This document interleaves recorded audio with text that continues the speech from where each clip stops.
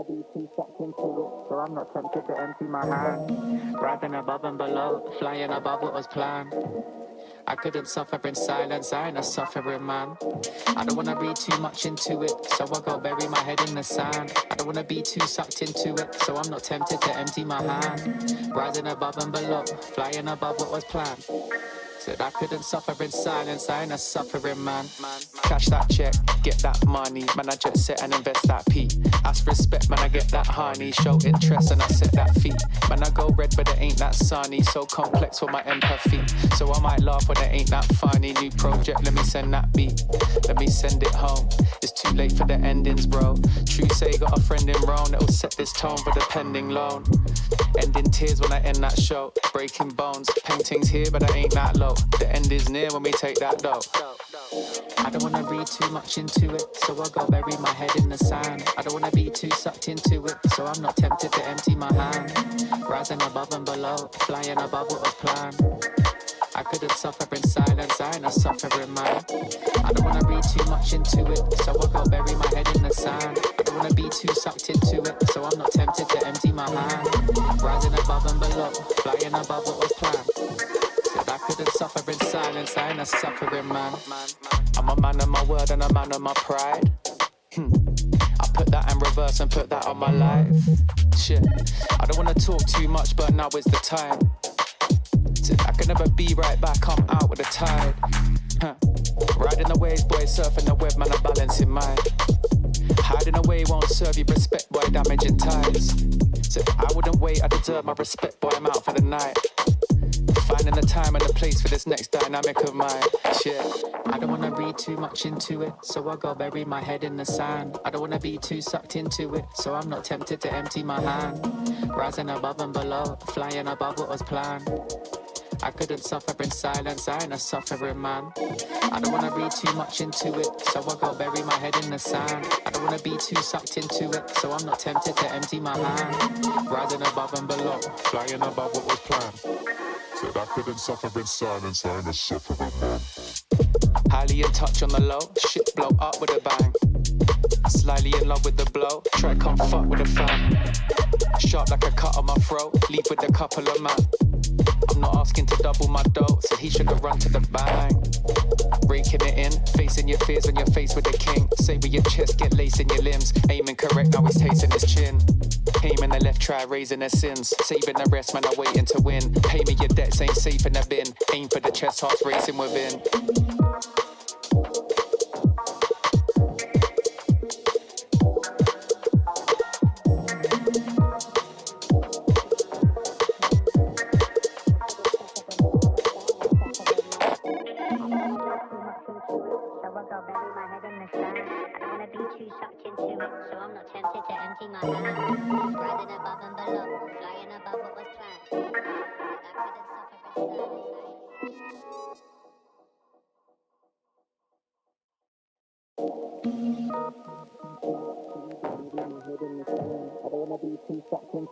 So I'm not tempted to empty my hand. Rising above and below, flying above what was planned.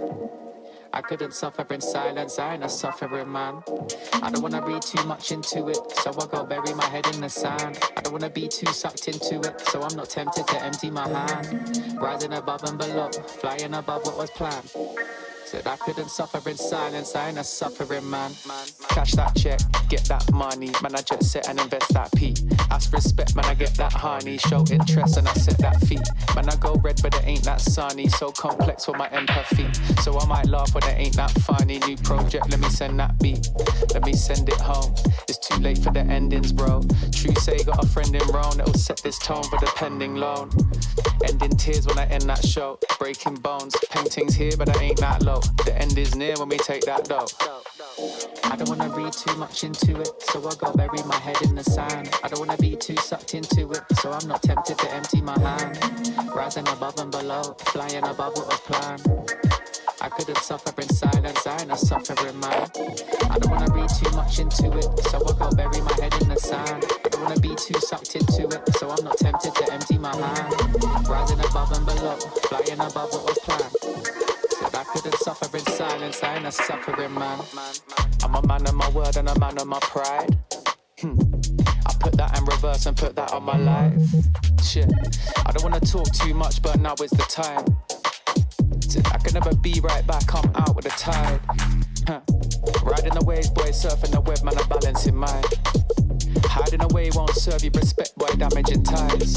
So I wouldn't wait, I deserve my respect, boy, I'm out for the night.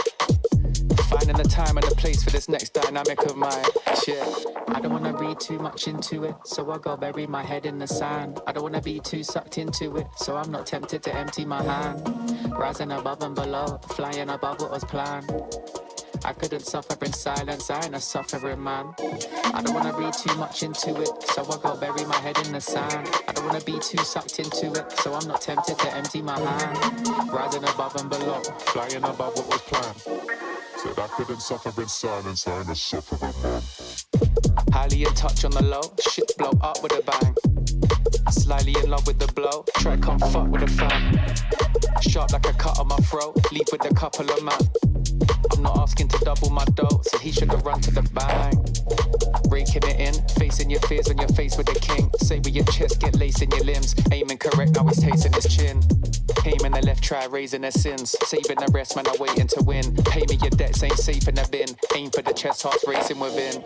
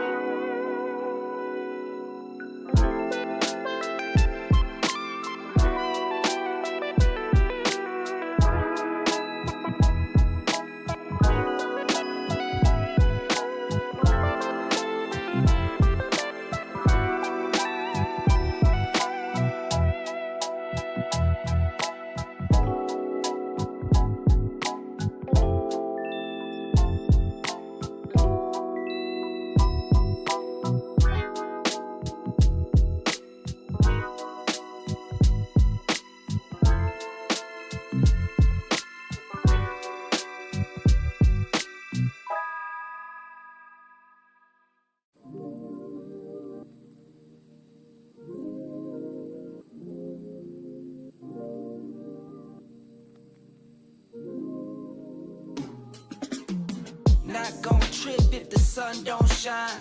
Not gon' trip, you know I get mine. 2020 vision, I want all the loot. 2020 vision, I want all the loot. Not gon' trip if the sun don't shine. Not gon' trip, you know I get mine. 2020 vision, I want all the loot. 2020 vision, I want all the loot. I'm talking beamer all clean, fit too mean, finger all shiny on my baby's diamond ring. I was on a high till I caught onto the scene. Swear I lost my heart when I fell in love with things. Rookie year went broke like Jalen Rose. Got the price, sold my soul to the things I own. Switched up, locked in and got my mind right. Prioritizing, got my business and my time right. Wristwatch, no TikTok, you know the crown. I get guap, then flip stocks, you know it now. My baby's loyal and she holds it down. Play with my fam and I might blame you, but it's going down. Not gon' trip if the sun don't shine. Not gon' trip, you know I get mine. 2020 vision, I want all the loot. 2020 vision, I want all the loot. Not gon' trip if the sun don't shine. Not gon' trip, you know I get mine.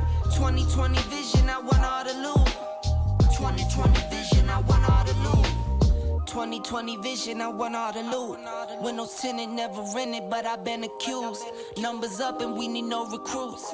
Leather loafers for the tailored suits. Making moves that you could never do. You sure I'm cool, but I'm never amused. When I cop it by the tools. The weather change, I change the views. I drop a record and I watch it boom. You see me working like one on a Zoom. Was that since I left the womb? I'm staying silent when I'm in the room. From the soil, now you see me bloom, zoom, and it's to the moon. Stop making promises you never keep. Out of touch, never out of reach. Dot the I's across the T's. Not gon' trip if the sun don't shine. Not gon' trip, you know I get mine. 2020 vision, I want all the loot. 2020 vision, I want all the loot. Not gon' trip if the sun don't shine. Not gon' trip, you know I get mine. 2020 vision, I want all the loot. 2020 vision, I want all the loot.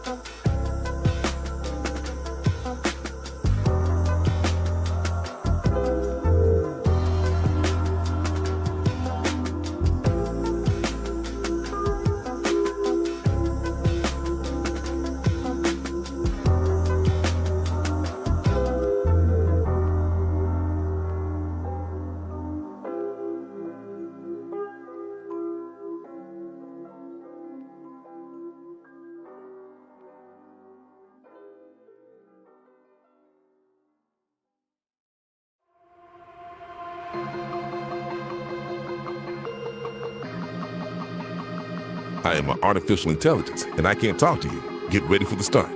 1 minute to go. Players ready. Get ready for the start. The players are warmed up, and I hope you are too, my cucumber. While you and I are having fun, it's already 40 seconds before the start.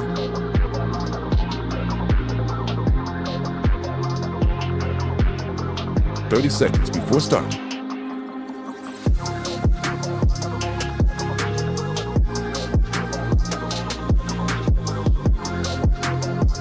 "20 seconds before start. 15 seconds, baby. 10 seconds before start. 5, 4, 3, 2, 1.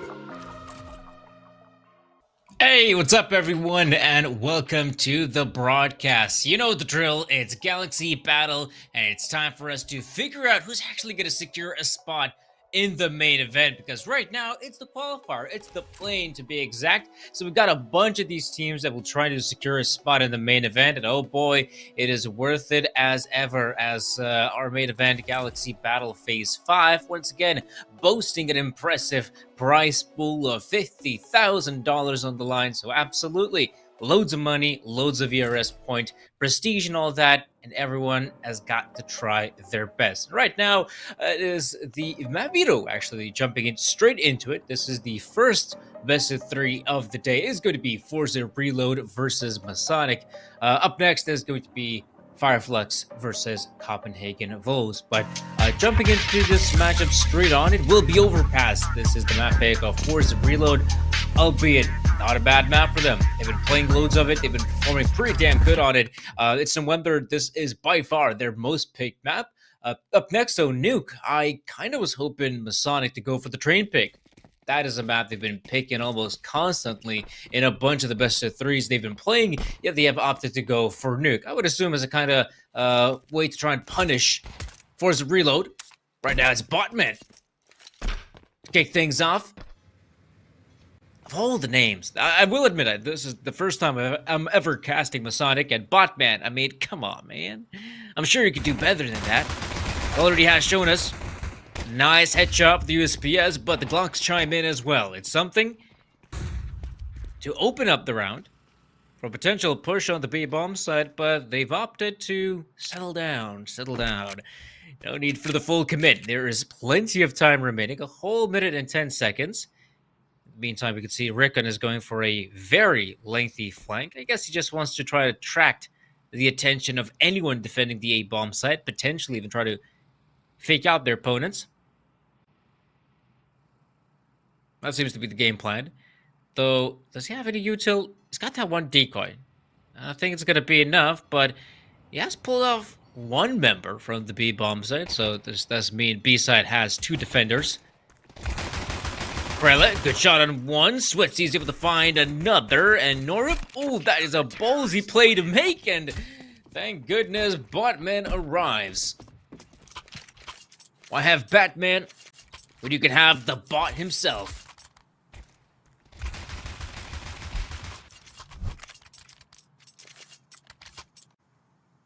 1-0. Solid start for Masonic. The city side is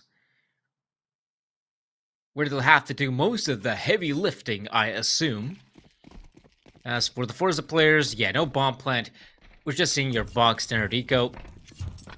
It kind of sucks as well that on the T side, I don't really find there's a lot of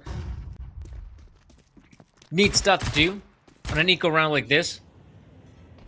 Probably they will just, barrel their way into the B side. They've already been spotted, basically, and a crossfire has also been set up.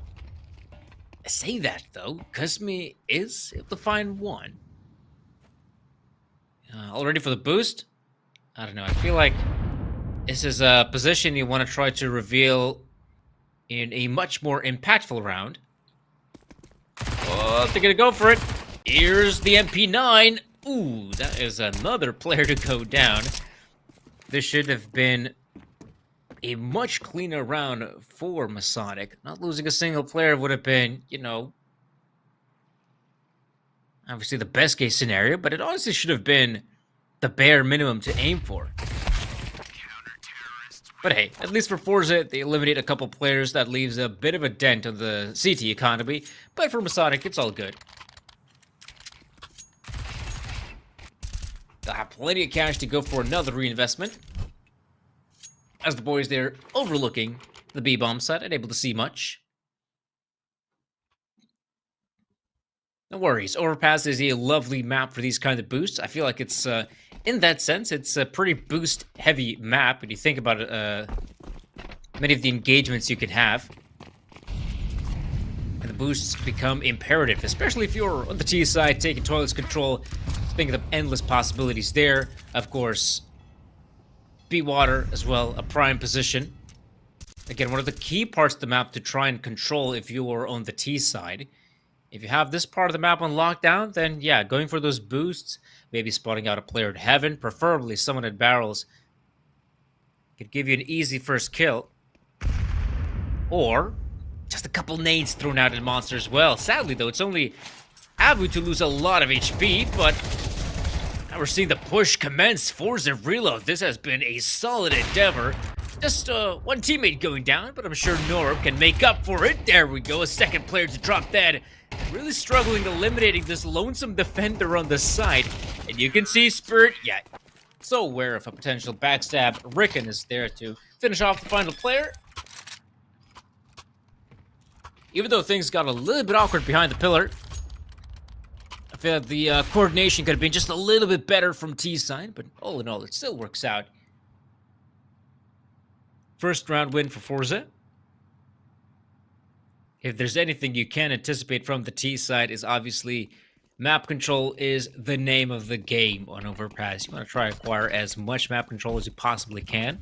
And I like the fact that there's a lot of gunfights you can have on Overpass without, necessarily committing to a site already.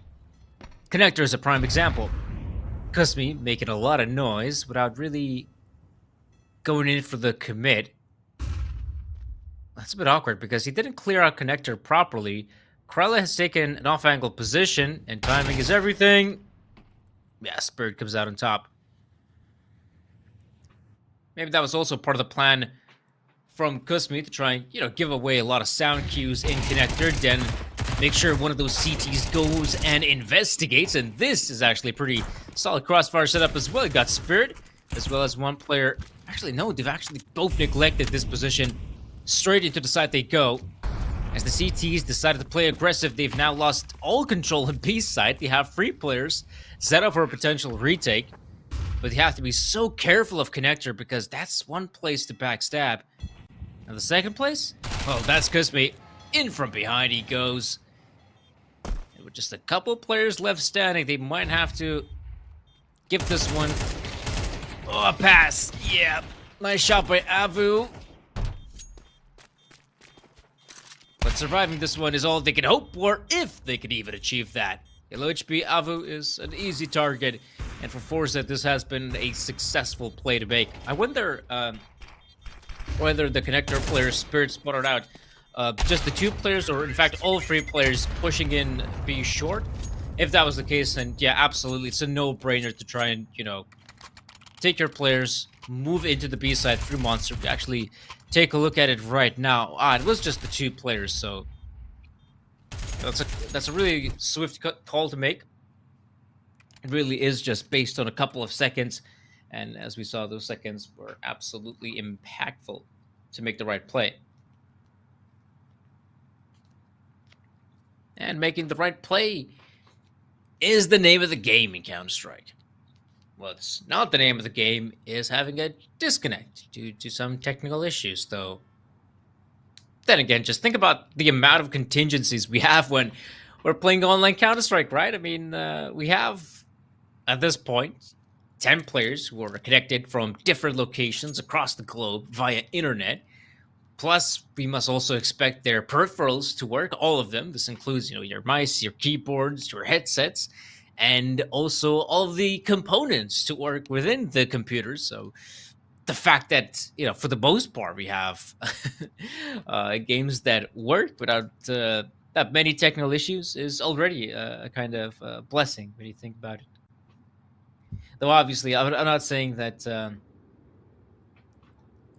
not saying that these issues should persist.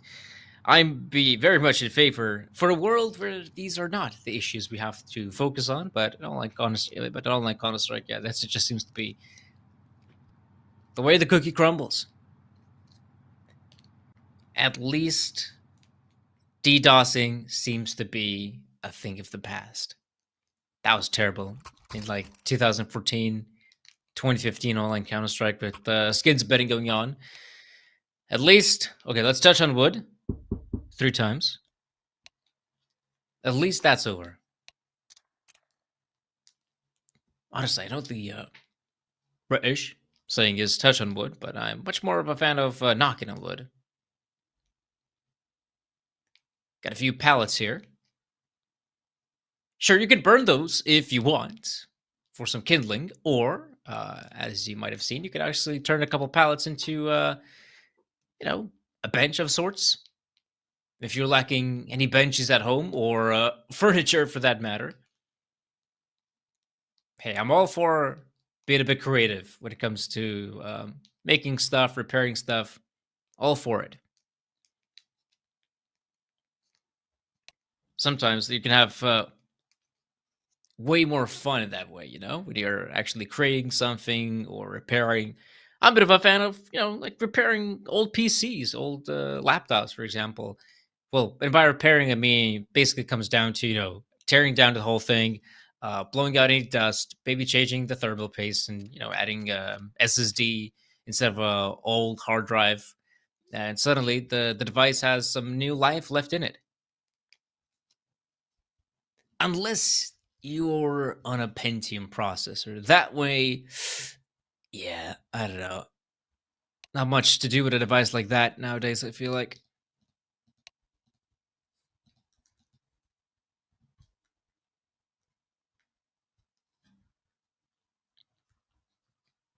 Yeah, looks like the tech issues are still going on here. I believe it was, who was it? Yeah, it was Krala, right? Krala was the man who had some issues. Okay, now fixing his cam. He's in the game though. We're seeing his palm. Do we have any palm readers in the chat? What do you guys think? Will he have like billions of money, a pool, perhaps a nice Corvette to boot? Or does his palm spell disaster and he will lose this first map of the best of 3? Or maybe the whole best of 3. Lots riding on the line here, as we know. Best of 3, you win, you qualify for Galaxy Battle Phase 5. You lose, and you're out. Tough game. But it's a tough game like this that makes it worth to play. Not that we're going to see a lot of action in this round from Masonic. It is just the CT Eco, loving that Molotov being deployed early on. And this is also something I'm a big fan of that Spirit is doing. He has already deployed 2 Molotovs. Those are more than enough to basically clear out Connector in its entirety. That's pretty good. But they're using a lot of util in a round like this. Forze Reload needs to make sure they can flush out these opponents, and right now there's more than a couple of these ratatouilles stuck in the restroom. The back 10 should have a field day. Oh, there we go. Easy for Spirit. Not the team, though.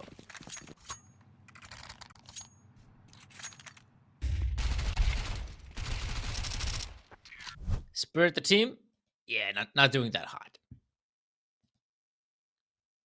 But again, they did end up losing to Falcons, which is like, I mean, it is a bit of a star-studded lineup. You can't deny that.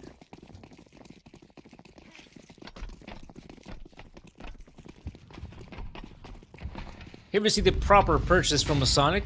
Sad part is that it's not that great. Lacking in terms of utility, that's a big problem, and I'd be frightened if I am Mr. Krala, who's holding on to a restroom with his dear life. No backup to speak of. Just him and his rifle. His gun.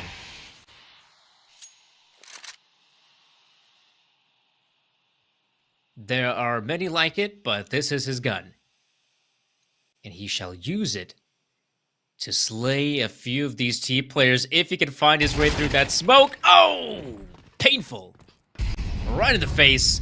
That completely opens the sight for Forze. That's always the big problem, having only one player in such a forward position. If he dies, and if he's not able to gather information quickly enough, the round is practically over. This was a prime example of it. And Forze, well, they know this round is already won. Some of those players still have, like a Molotov, even a couple of flashes remaining. They know. They don't even have to use them.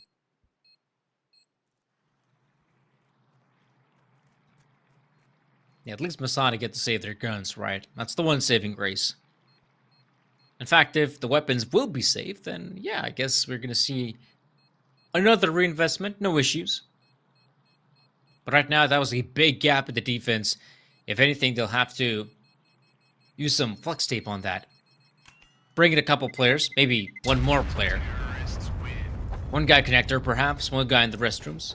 So, again, the restrooms position is very precarious. Having on to, well, let's hold on to birthday connector and potentially even long for that matter. It is quite difficult to put so much pressure on a single individual. And Forze can absolutely continue punishing their opponents, if they wish, of course.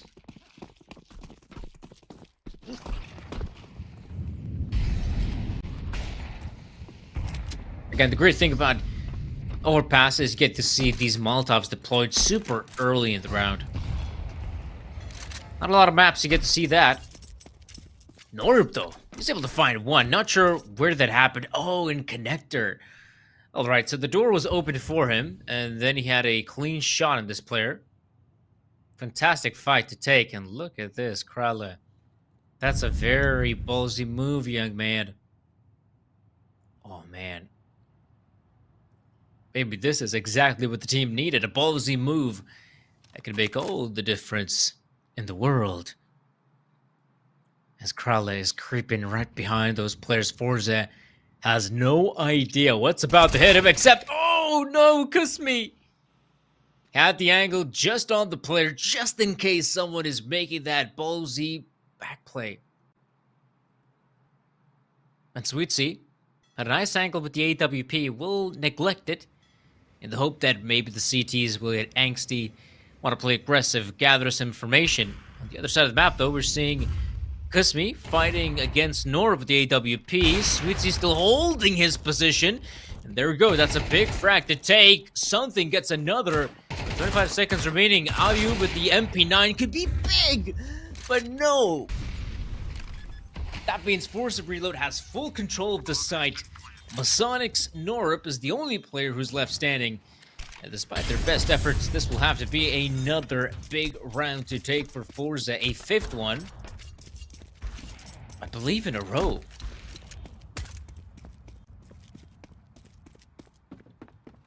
Fantastic. A huge, huge victory to take. There you go. 5 rounds in a row for Forza, and yeah, I can't even say that these rounds have been close or anything like that. This has been pretty one-sided. Overpass is looking really good for Forza. I will admit, Masonic, yeah, it's good to see they're taking the tactical timeout. I feel like it's about damn time.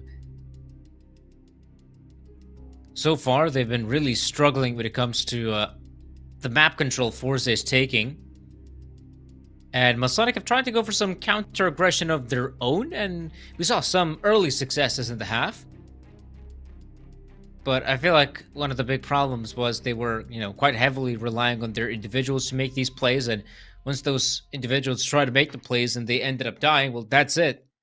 Forza can just group up, use force and numbers to their advantage. And Masonic is in a bit of a pickle. I mean, here at least, they have another purchase.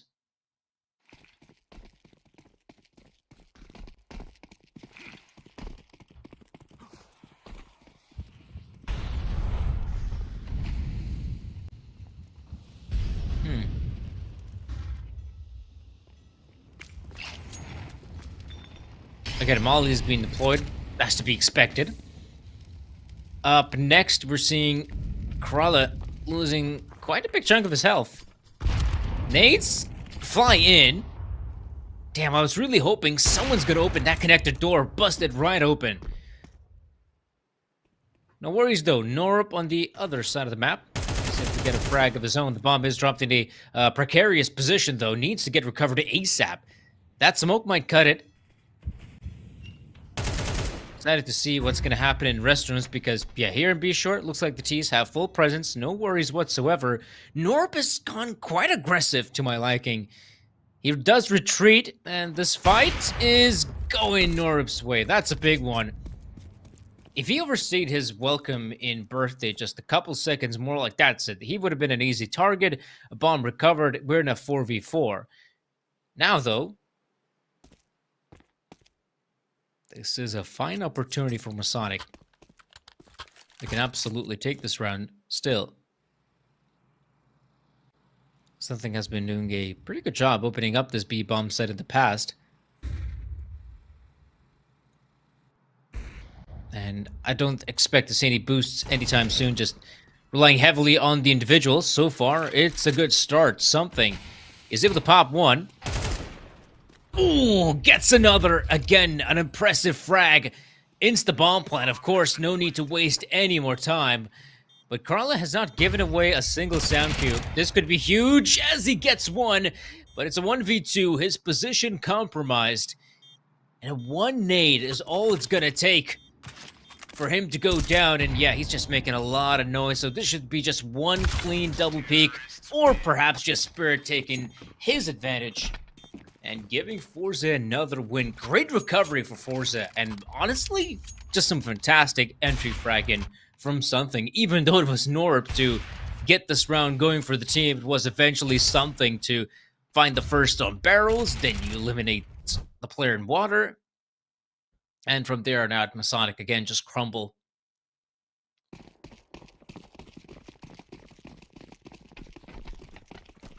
Yeah, so far, Overpass seems to be going one way. Again, the early Molly on B Short. Again, I'm such a big fan of this, deterring any CT aggression, especially in a round like this, you know, where Masonic, they don't really have the weapons. If anything, you know, saving up the cash they have is top priority.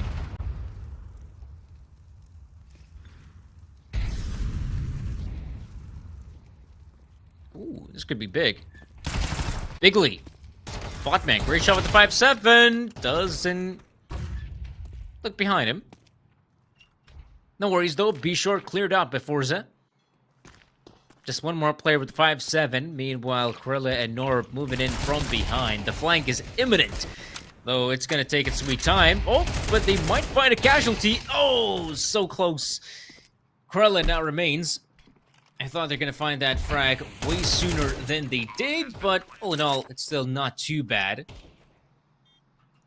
So saving the gun, I think, yeah, that's what you do if you're Krala in a position like this. You save that gun of yours, and the team might still find some success in the upcoming round with a much, much better purchase.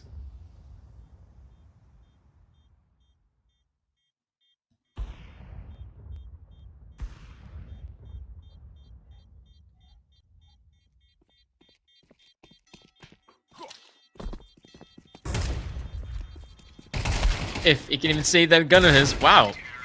He's doing a stellar job at it. Nice try, though. Does eventually take the hit.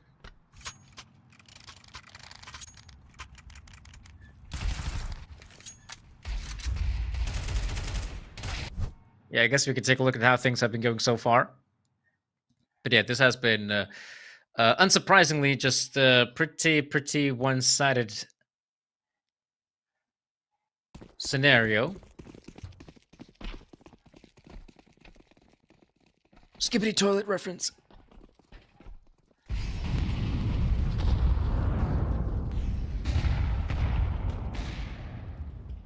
Okay. Sweet C with the first opener. That already should be kind of round over, I would say. Though Masonic is making a really ballsy play, just putting 3 players at the B bombs. So like they have all the players they need, but will that be enough? As right now, Norup is desperately asking, begging for some thread. At least the madness ends for now. But Krele is not in a bad position, I'd say.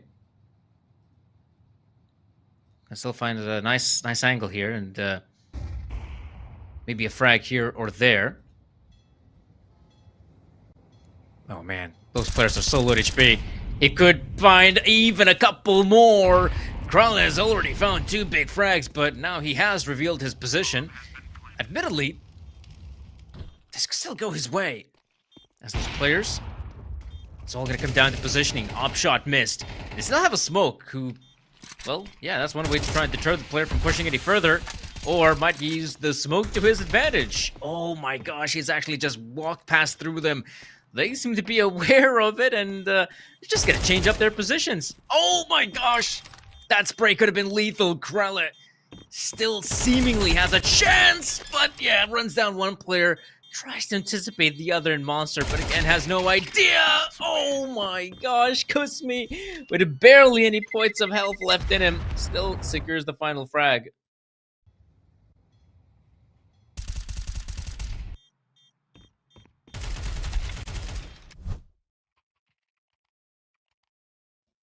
Yeah, that could have been awful. That really could have been an awful way to end it, but all ends pretty well, I would say. Pretty well.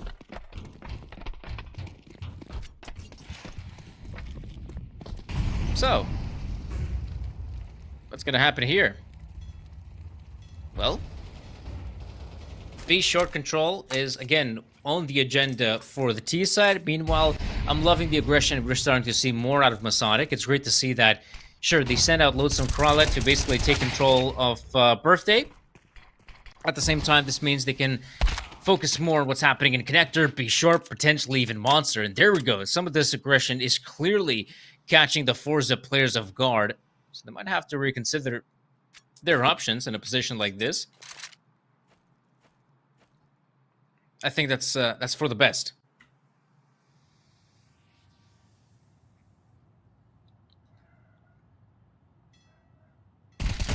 Ooh, Kusmi. Oh gosh, the timing is just awful. Yeah, the timing is just awful.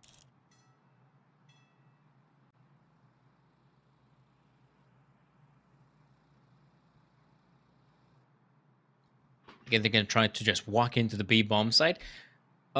Yeah, that's a great off angle. There we go. Rickon is in a great position to find one. I would assume this would probably be the end of a round like this. Just that lonesome defender.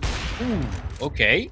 Sweet C. Good shot at one, but yeah, he's just not expecting that backstab. Oh, he is! Oh! The awareness is insane!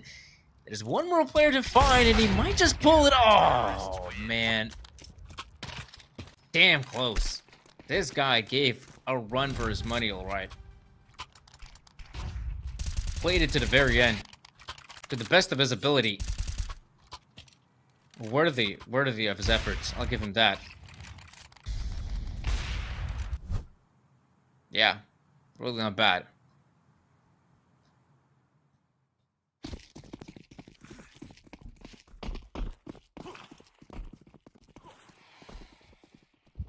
Well, one more round remaining here, folks. I'll say that's not a lot of opportunities. This is quite the awful position.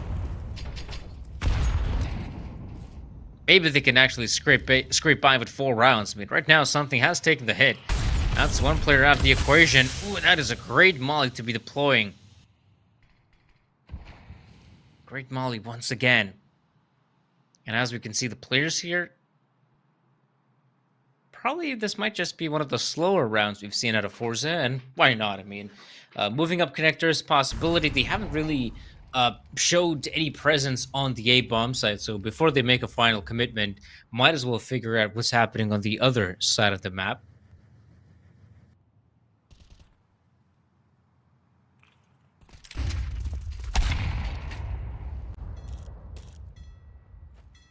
Yeah. Great one by Sweetsy, though. You gotta wonder. Perhaps Avu was, a bit overextending his reach, I would say.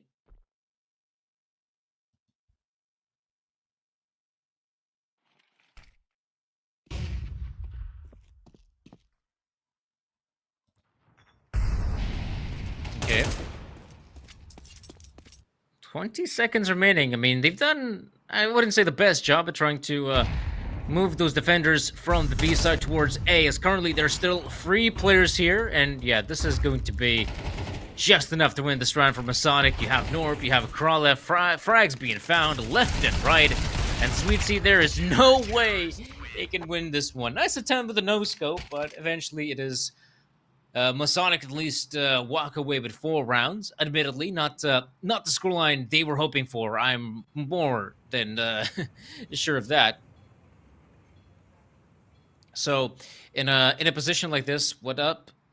Well, it's to our fans to decide. Of course, here, folks, we have our wonderful raffle that is going on at every single halftime.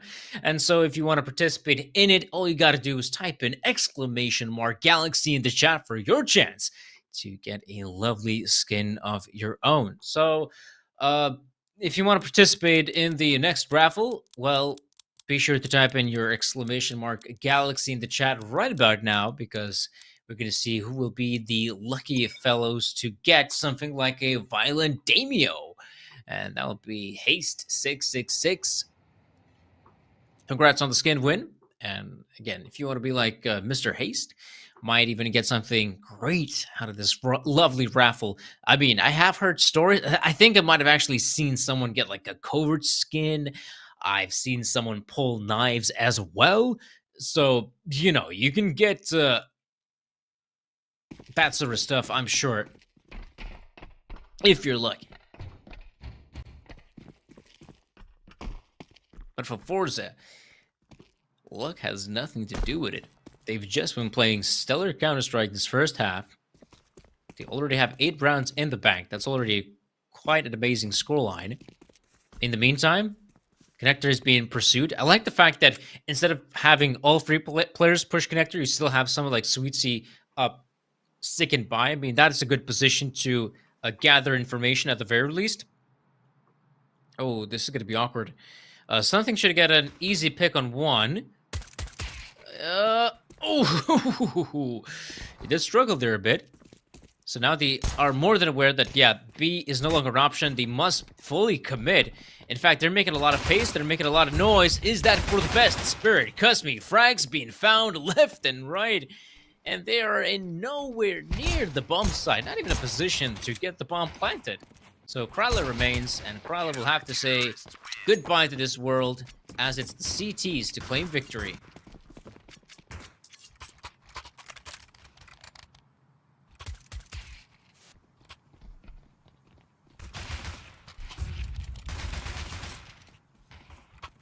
Look at it again. Had some lovely action here going on by Forze.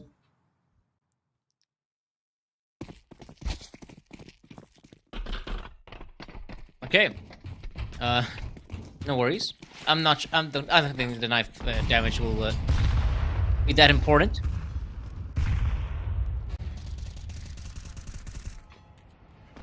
Okay. Gonna move in quite quickly into this one. Spirit, you gotta be quite careful there, buddy. There's a lot more angry T's on the other side, and it doesn't seem to have any backup to speak of. So perhaps it would be better off just trying to fade away, or, yep, he's just re-engaging, not really giving much of a damn. But now you can see this is absolutely over and done with. Okay. That's it for that. Up next, though, it will be the proper investment we've all been waiting for.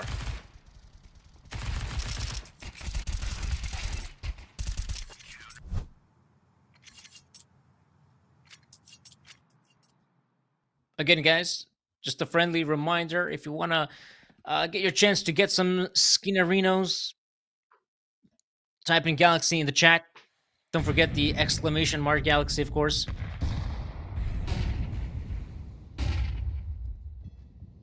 Right. It's about damn time we get to see some action happening in Connector. Looks like Masonic again is just clearing out Connector, as is the way with those 2 mollies. I have seen some teams, in fact, I think even Forza themselves have used the nades on top Connector. That's also one viable way to try and clear it out. Sure. For sure.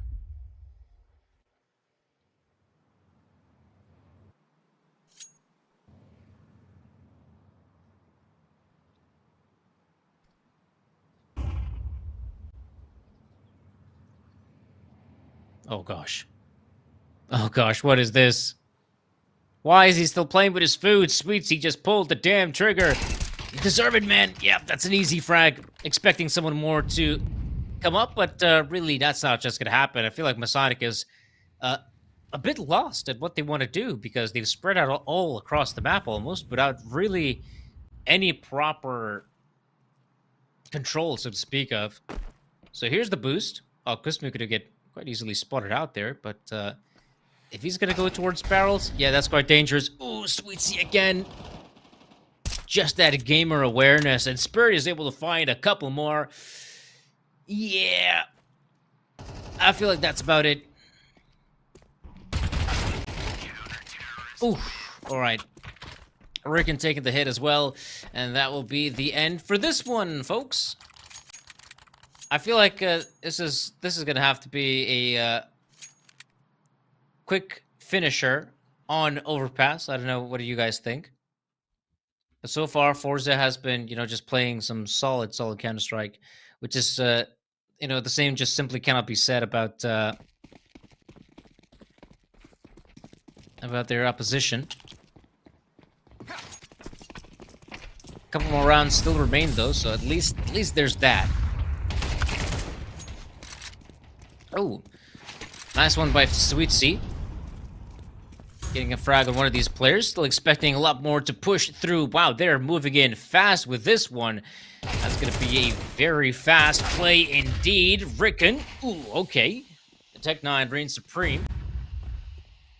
Next, though, should be more players barreling through, but there's still some time for the Masonic players, so they don't have to overcommit, I'd say.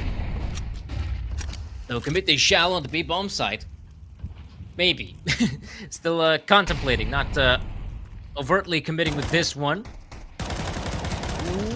Waiting for a chance to strike. Spirit is able to find a couple. There's Norb moving in with the Tech 9, but eventually has to say goodbye to this world. But that was really not a bad attempt. I definitely dig what he was trying to go for there. As we could see as well, Rickon, good damage inflicted. Spirit as well. Lovely stuff. And that's just going to have to be one more round in regulation, unless we could somehow see Masonic walk away with 8 rounds in a row, right? Yeah, 8 rounds in a row, and then we have ourselves a set of overtime. But I don't know. Let's say I have my doubts. Let's just say I have my doubts. Big shot there by Rickon. Loads of damage inflicted. Is this going to be the end? I mean, Switzy, he's still very much alive. And he is going to try to kind of frag in this situation. Or just back away. Yeah, looks like he'll just, take this one safe. Not overtly commit. Ooh, he could be rewarded over his patience. Oh, there we go. Massive reward. Sweetsy finds one. Can instantly back away with this one. And, yeah, I feel like this is just Forze's round to take.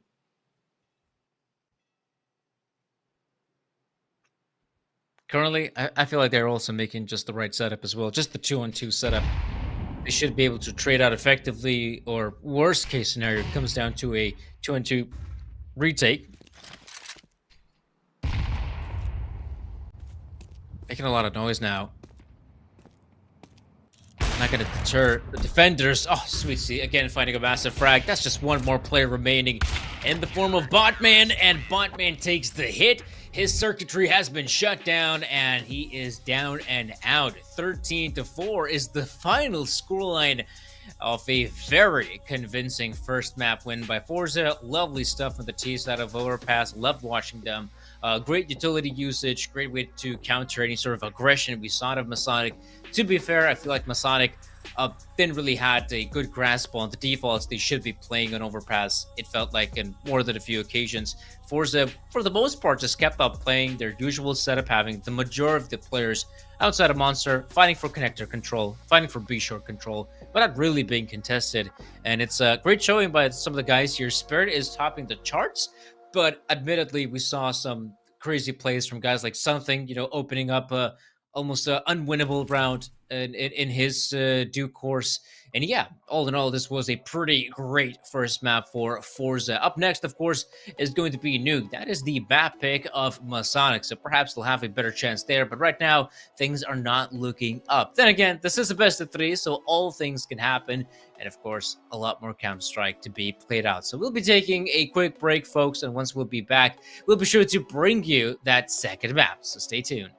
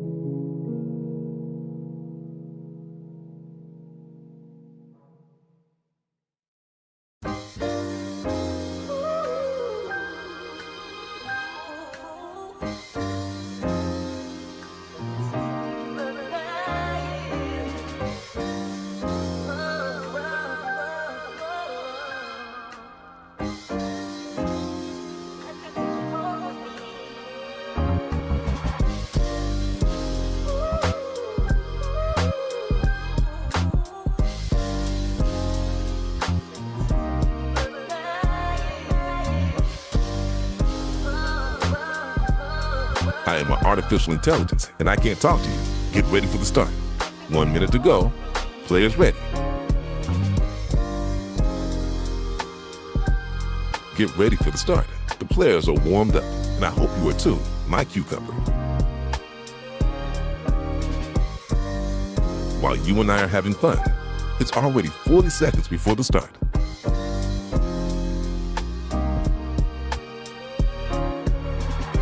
"30 seconds before start.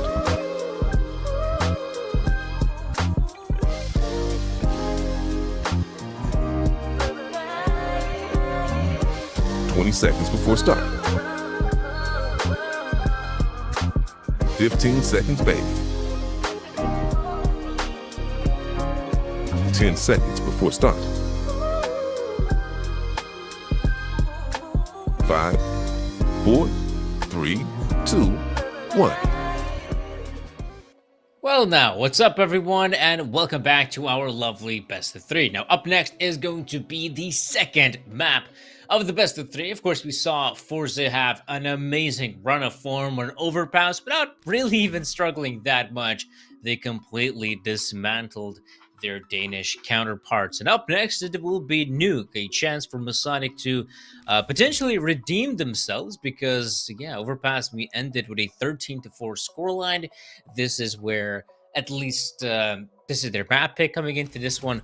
I was kind of hoping to see a map like Train being picked out, to be honest, just because they have a tremendous track record on it. Masonic, and they had the chance to pick between Train, a map they've picked I believe 92% of the time these past 3 months, at Nuke, and they've actually opted to go for Nuke. So something tells me they might have something up their sleeve, or at the very least, they're hoping Forza not to be, let's say, that strong on this map in particular. So let's see how it's going to play out.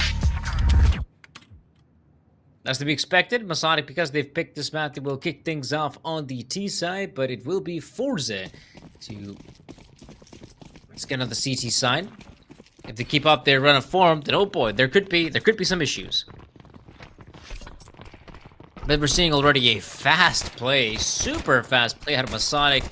Might try to enter the B-bomb site as quickly as they possibly can. So far, they're not being contested by anyone on the CT side, which for them is obviously a great thing. If they don't have to worry about these players, then expecting to find that bomb plant. I say that though, no bomb plant is happening just yet. Finally, it's going down. But there's already been a chance for CTs to make the rotations happen. And right now, things are looking up. Norup. Oh, out of nowhere, bunch of kills go the way of the CTs. But we're down to the 2v2. Still could go any way. And as we can see, those players about to commit. There we go. Kisme with a blindly great headshot. And Bukavis, oh, the bomb's not even planted for him. Oh, that is mega awkward. The bomb's not even planted for him. GG's with this one, and it's Forze to walk away with the win.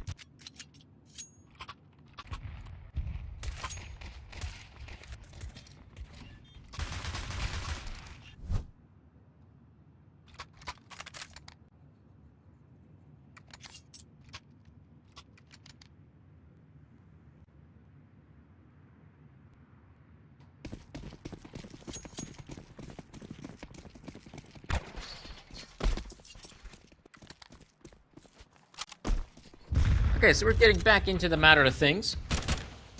As you guys can see, Masonic did manage to get that bomb planted. That's no wonder they're having a purchase coming into a round like this. Meanwhile, we're seeing some early engagements happening on A side, but so far, so good for Forze. In fact, wow, this is tremendous for Forze. They're yet to drop a...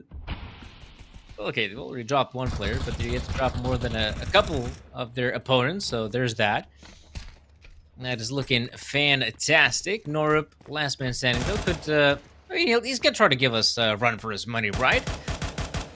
Doesn't want to go down without a fight. There we go. 2-0. Yeah, that's pretty clean, I'll say. That is pretty clean.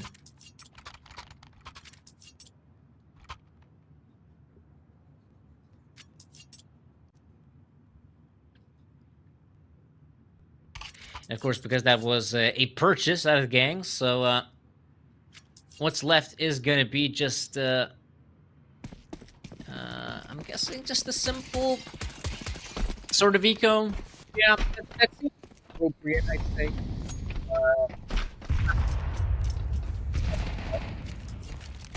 So that just, I think, is the appropriate way to go about it. There we go. A couple players already taking the hit. Outside. Ooh, it's still quite dangerous. There's Nortup inflicting a fair amount of damage.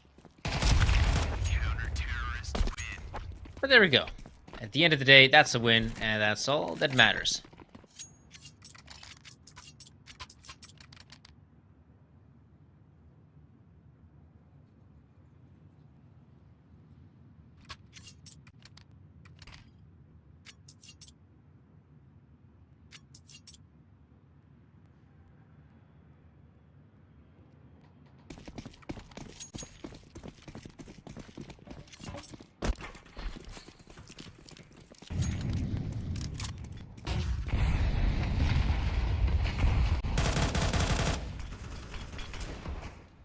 Once again, though, we're seeing Masonic deploying the outside smokes necessary to go down secret if they really want to.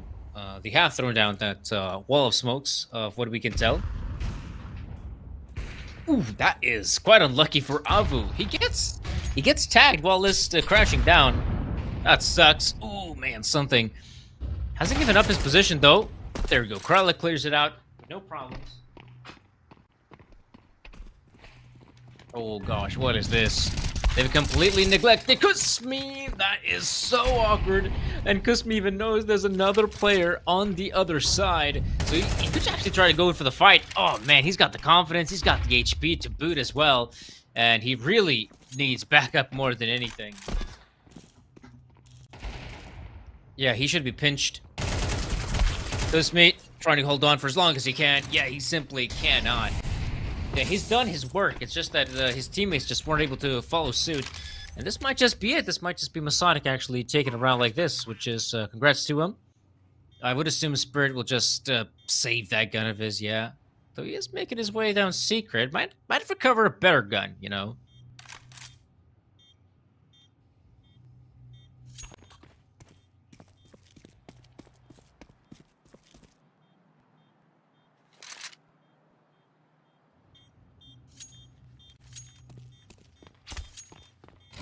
Yeah, that's to be expected, right? He at least covers a better gun, but all in all, that is the end for this one, folks.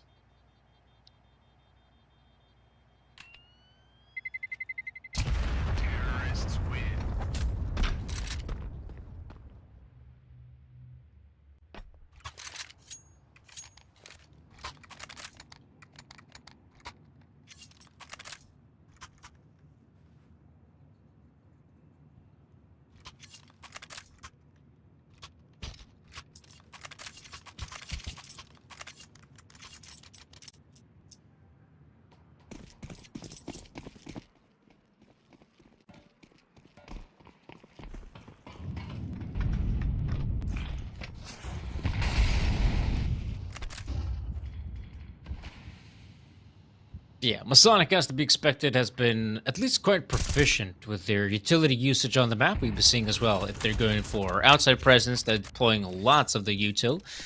Though it looks like this time around, Rickon is going to have the confidence to, you know, he spams one player through the smoke, so he's going to try to peek and pierce through that smoke once again. You can see a couple of those players try to go down. B side. In ramp they go. Something. Damn, that trigger placement. I mean, pardon me, crosshair placement was pretty good. Still not enough, though. But the Molly at least give it a chance for Masonic to go down the lower side, get that planted. Norup is still keeping a close eye on any of those CTs, but it's quite awkward that Lonesome Avuyu. Okay, now Norup is going to join the fight. Both players will move in. Kusmi, gotta go for the spam. Not good enough. So at least that bomb gets planted, which is something the T-side desperately needed to give themselves a run for their money. Oh, they're not keeping a close eye on double doors. Luckily, Avu doesn't try to even open them. But right now, a lot of time was wasted by Forza. They still have to clear out some of these positions. You can see Spirit so aware that Avu is going to go for the push, and right now it just is looking nigh impossible at this point. Very little time remaining. Oh, especially with Kusumi going down. Oh, that's a solid one by Norup. Very lovely shot on the second guy as well. A big win. They'll be more than happy to take that.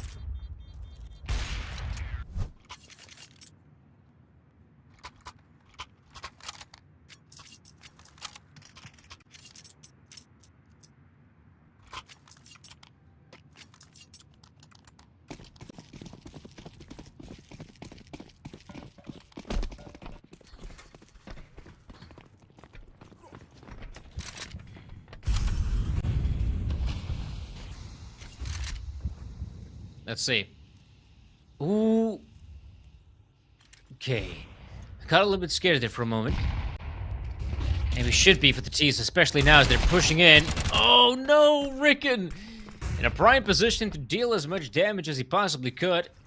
Was hoping for him to get a single kill at least, and this round is slowly falling apart. Something able to get that frag, and this B-side commit is completely getting shut down. Even though this was a lackluster investment, you could say, by Forza, it still pans out really well.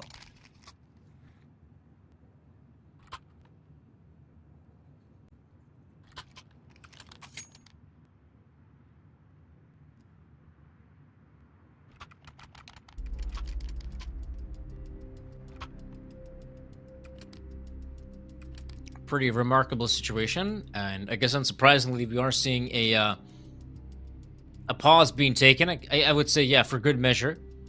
So far, things have been not really going the way of the T side, especially that previous round was pretty disastrous, though they did manage to scrape by with 2.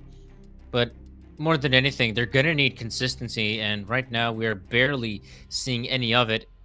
So they really must change their approach, otherwise things are going to go in a pretty awful direction. So right now, I guess they could go for the half buy here. I was kind of hoping we might even see a bit of an eco, but I guess not. No eco here.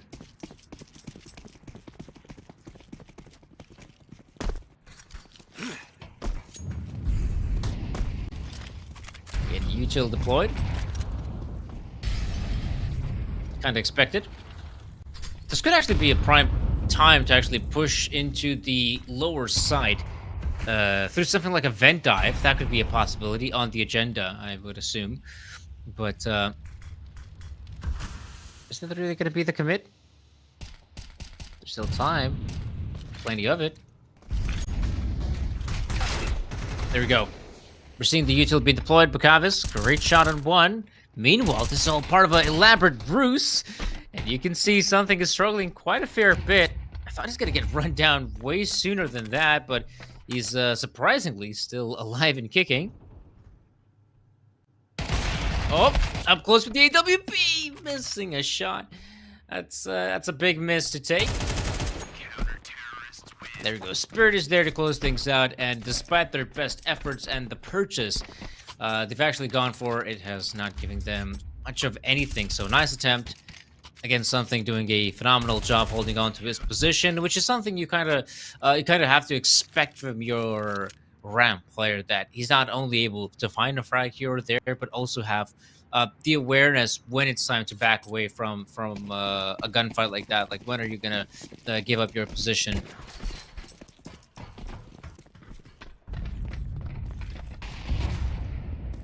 And so let's see.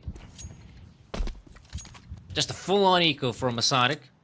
So you know the drill. This one should be an easy-peasy win with no issues whatsoever. See that though? All can still quite easily change. The Glock's trying to win out a long-range fight is something you do not get to see quite often.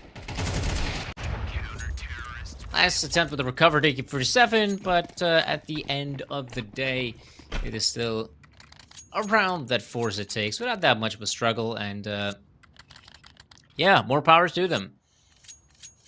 6 rounds on the CT side, nonetheless, is already a pretty impressive track record. The question is, how far can they actually go?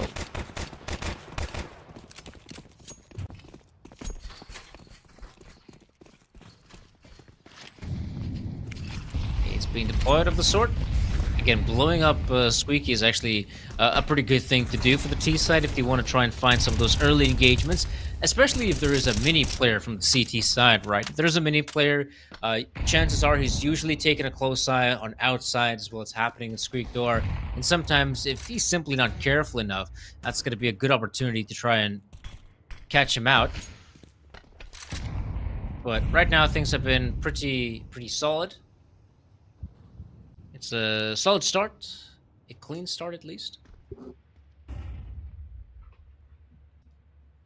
I will say this though, it's surprising to see we're not seeing the commitment here from T side just yet.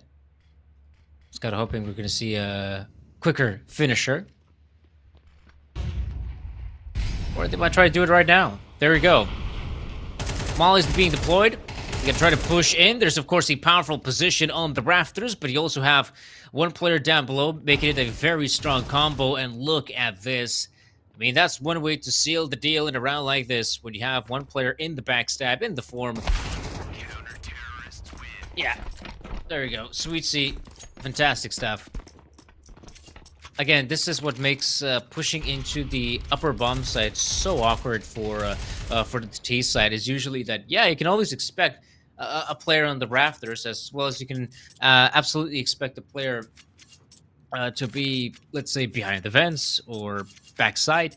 The problem is, of course, is if you have 2 players you have to go up against that are in such awkward positions, meaning that you would have to look up on the rafters, but then, a player down below peaks. Or it could be vice versa. Someone from below peaks, and then a player in the rafters appears, making it so hard to position your crosshair for just the right player.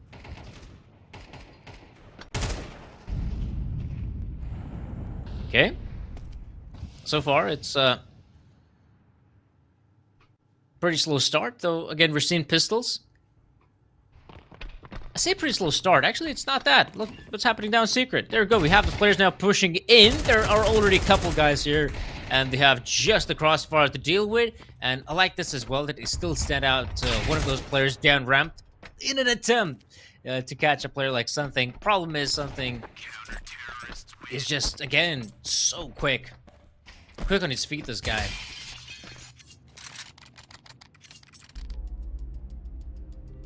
And yeah. It's about damn time we see another tactical pause from Masonic, as things are getting a bit rough. Meanwhile, ladies and gentlemen, you are watching the stream, right? I'm sure you're delighted by the Counter-Strike we're seeing, but also, why not add some extra pleasure? You know, why not have some more enjoyment, if you will, from the game you're watching? Not just from the Counter-Strike itself, but from some lovely additions, like our lovely raffle here. Type in !Galaxy in the chat for your chance to get some nice Skinnerinos. Like I said, there have been some fantastic success stories. I obviously have not been a part of it. I'm a member of the talent, so I'm not typing in !Galaxy in the chat. But hey, who says that a viewer can't? Not only that they can, should.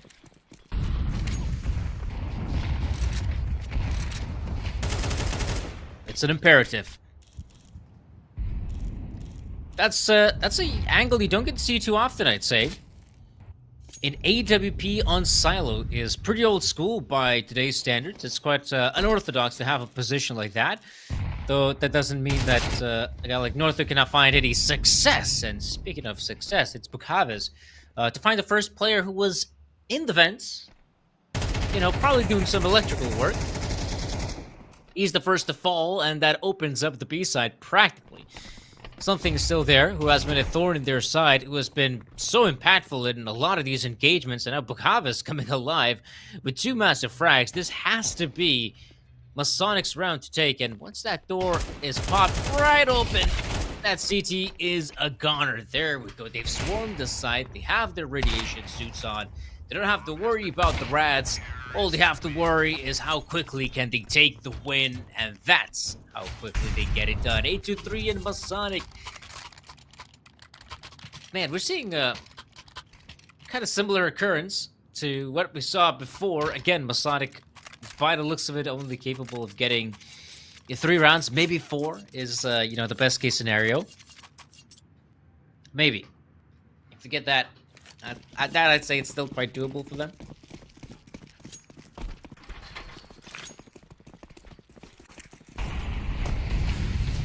Lots of smokes now being deployed, as to be expected. We have, on the side of Masonic. Ooh, again going for the outside control, but you can see those CTs seem to be aware of it. Still have a couple nades remaining to try and flush some of these players out of position. Ricker, oh my gosh, the awareness as well. It's as if he was so sure someone from T side will peek.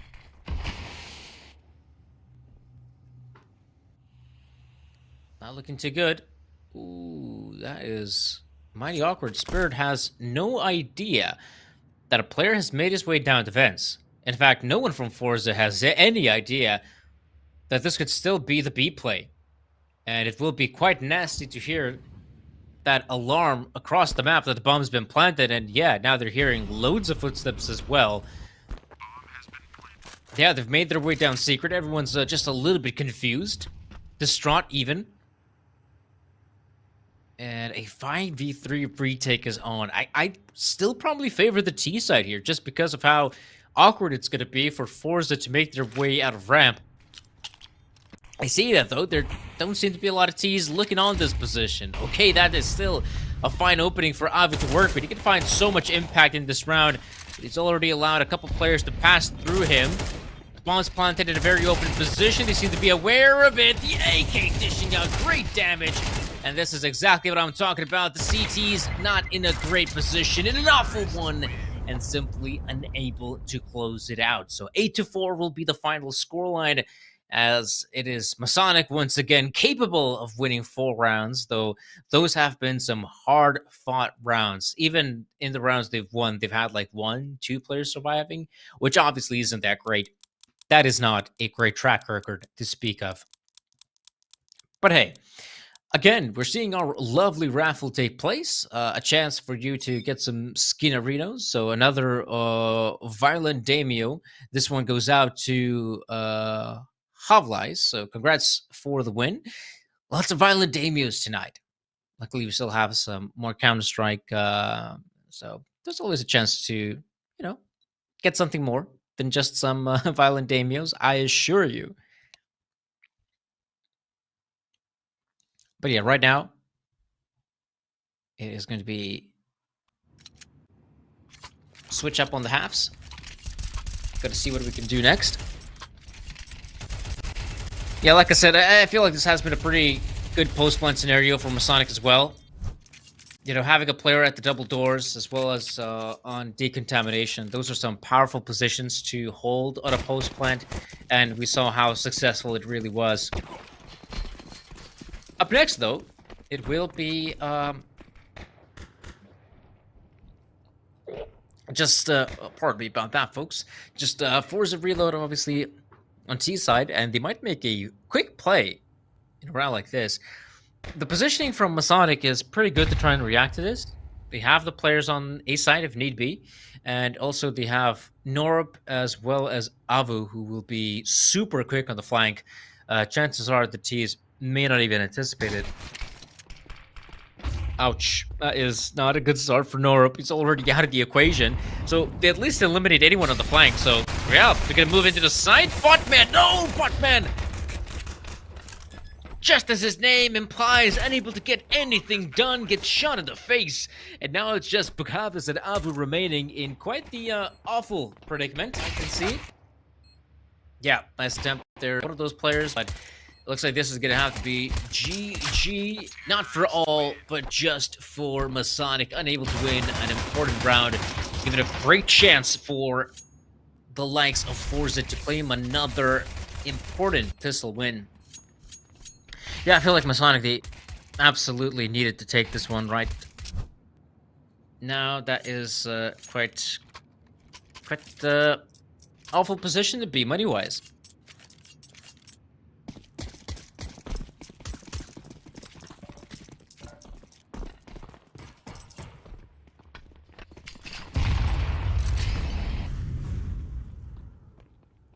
They will go for the eco, though. I was kind of hoping that we might actually see a full-on purchase, but apparently not. Not a full-on purchase, at least not in this round. Perhaps that's for the better. As we'll see as well, that lots of Mac 10s infested, so giving a lot of fast pace for Forze, and you can see they already have presence. Clearing out B bombs at practically. There's still a couple players left standing, so just a great chance for the Mac 10s to mop it up. And look at that, almost all of the kills go the way of the Mac 10s.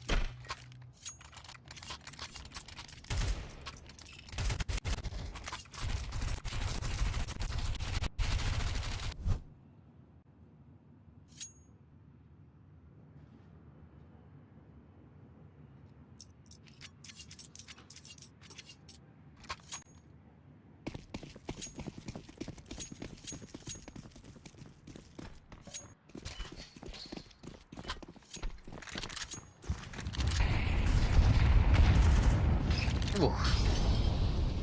Lots of nades deployed.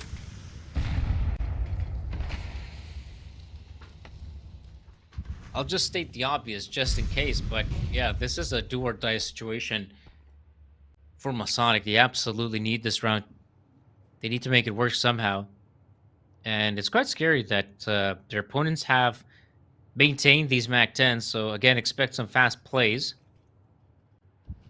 That's exactly what I want to see out of this side.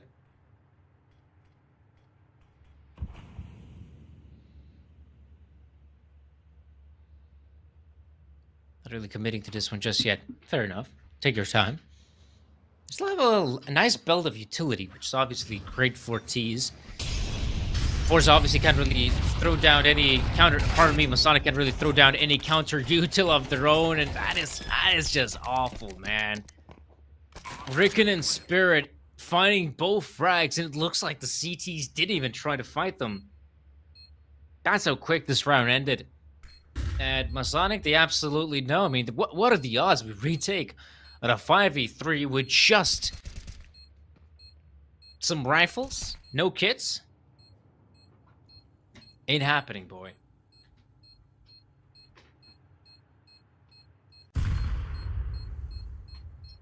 If you're Masonic, you better start looking for greener pastures. Because this one is GG. 11 rounds for Forze. Already a tremendous lead.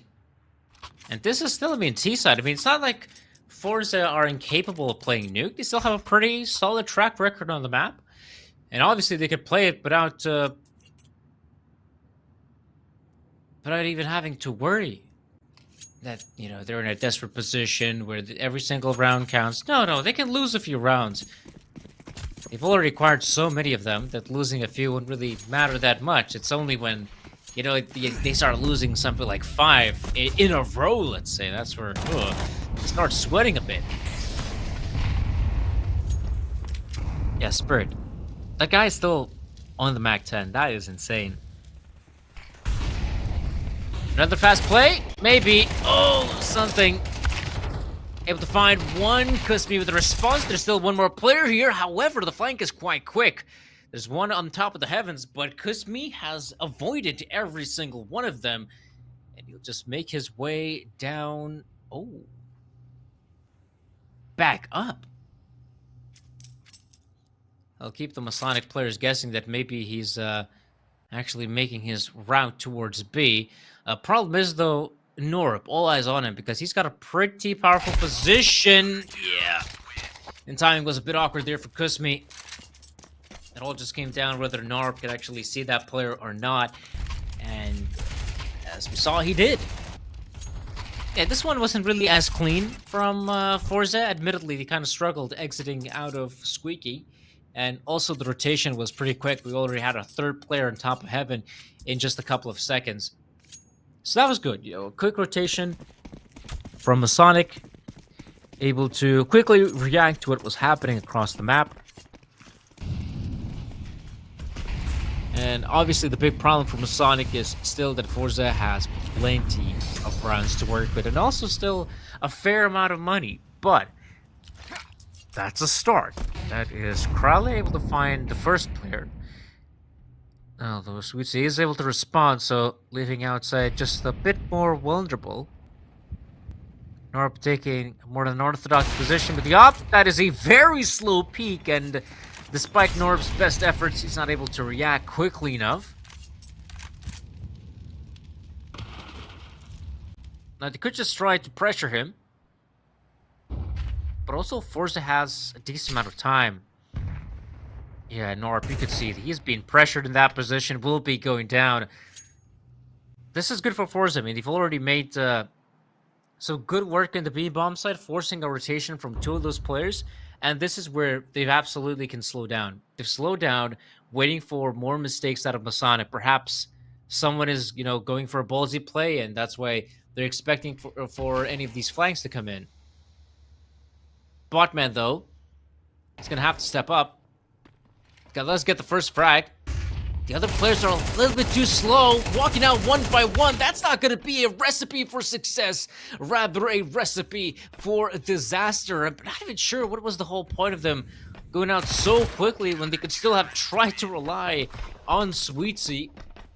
And I will say, I mean, they already know the positioning of Botman, and the mini players just not able to swing out wide. That, I find that also was a bit of a mistake.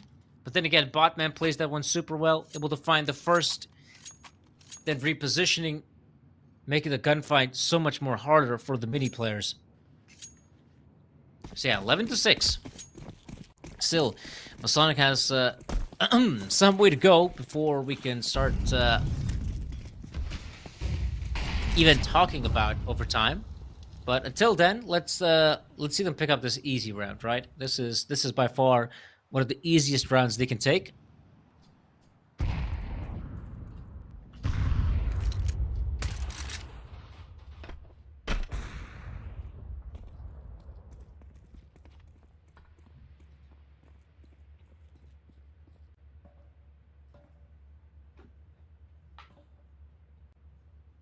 Not even hunting for frags.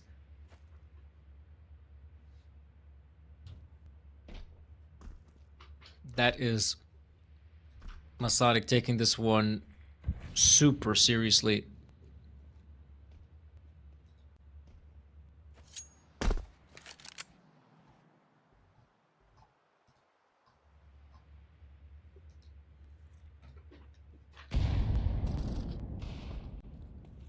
Right about now, we're going to have to see that final commitment, though. Can't really linger around here for too long, I would say. It's about damn time to make a play. Obviously, they might be playing that sort of game where they're hoping to waste their opponent's utility for as long as they possibly can, which, honestly, I do respect that. I get it. Why not? Yeah, Botman able to step up. Crawl as well in the outside position. That's where you expect your stars to shine. And so far, in terms of the killing department, it's not looking too bad, I would say, for Masonic. 11-7, and we're seeing already a tactical pause by the looks of it. Not really sure. Oh, sorry, it's a technical one. Yeah, it looks like it's a technical pause. So yeah, not really sure what's the nature of this pause in particular.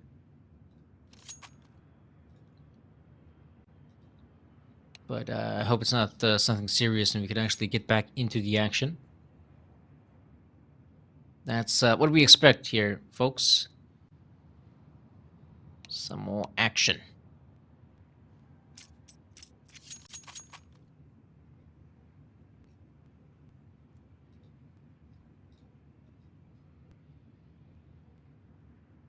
There we go. Let's get back to it.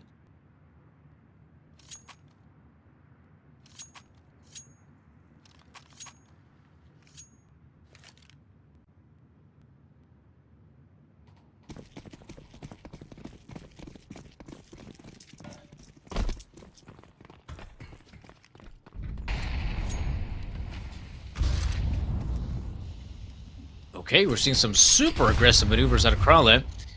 Wants to get straight into the action, and so from Norup, oh my gosh, he doesn't even have any sort of backup to really rely on, so this could be dangerous, but it's a pretty good start, though, can't deny it.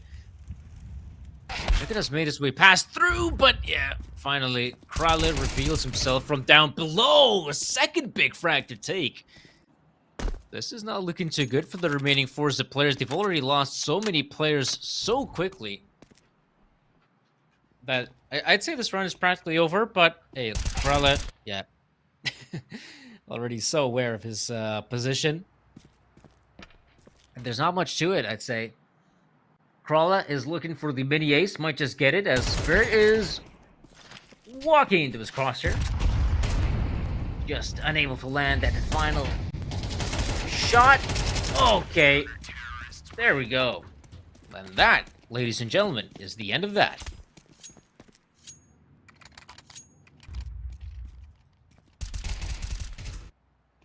Yeah, really, I'd say a solid showing. Masonic, you know, they're getting there. I'd say we're already banging on the door of uncomfortable territory. Like I said, you know, when you lose those 5 rounds, let's say, in this case in particular, 5 rounds in a row, that's where I'd say you are, you know, more than welcome to start sweating a little bit. And I'd say this is, in particular, the position we have landed at. There we go, Bukaves. Chimes in with a frag as well. I am not expecting too much out of the pistols, but, you know, even a single frag would at least boost some confidence. If they can get him that.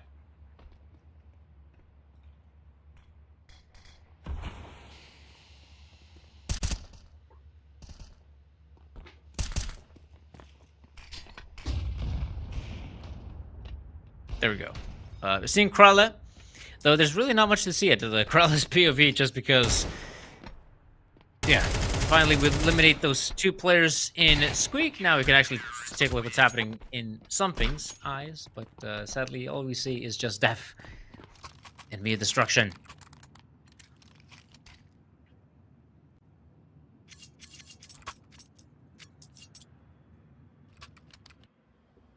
So yeah, 11-9.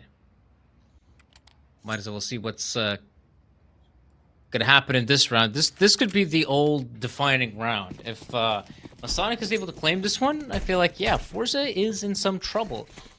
And right now, I'll give props to Krale as well. He's been playing some really solid stuff in Outside with the M4A1S nonetheless.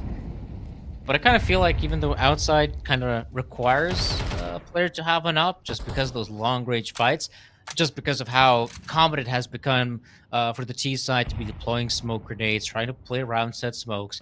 If anything, you need a player with a rifle who, you know, might whip out an HE grenade, blow up the smoke, then back to the rifle, try to go for a spam. That way a player can be way more successful than just a mere opper. And as we can see again, Forze this time returning back to basics, back to what... Oh, where they found so much success in the past, and this is so good. A clean sweep up the upper bomb side, and instantly they've positioned their players to keep a close eye on heaven. This has been a lovely little push. One that might just save the day for Forze.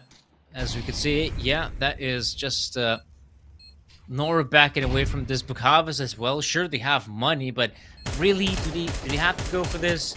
And for me, the answer is no. You simply don't. You don't go for this.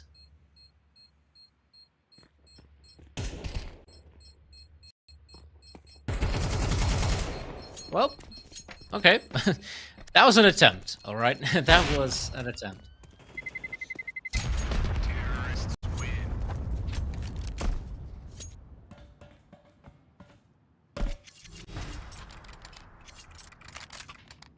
Okay, now we're getting back to the all-important parts.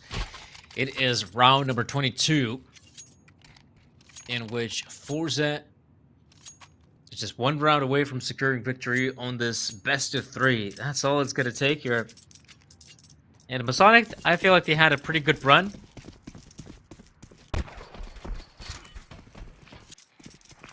Something tells me Forza should be able to pull this one through. However, all can still change. Norup is going back to basics. He has done this in the past, and, well, the nade does do some damage. Something probably deploys it preemptively. Oh, they're just gonna walk out through the smoke, though? That would be so sick. Oh my gosh, that flash is perfect. There's no one defending the bomb site. And even though they get that initial frag, the A side has no defenders on it. And even though there is, I think, a backstab coming in. Yeah, there's one player in the backlines, that's Mohaves, but he's the one to get shot from behind.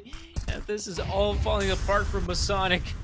A 3v4 this time, but there's no time to save, and they have to commit. Nora with a great shot on one. Crowley with a great response, but now he's just on a single point of health. And sadly, that will not save the day, as it is Forze to close it out 13-9. They take this one without much of a struggle by the looks of it, and a fantastic showing from their part. As we can see, Forza, it just felt like these guys were on a whole another level ever since the first map of Overpass, and admittedly, we saw the first half of Nuke. That was also stellar. Even though there were more than a few runs where I thought, okay, it looks like Masonic got this one, it always felt like those victories just slipped right underneath them, and it was none other than Forza to snatch it away. So all in all, nice attempt there from Masonic, but obviously huge congratulations and commiserations to Forza Reload for securing a spot at Galaxy Battle Phase 5, our $50,000 tournament.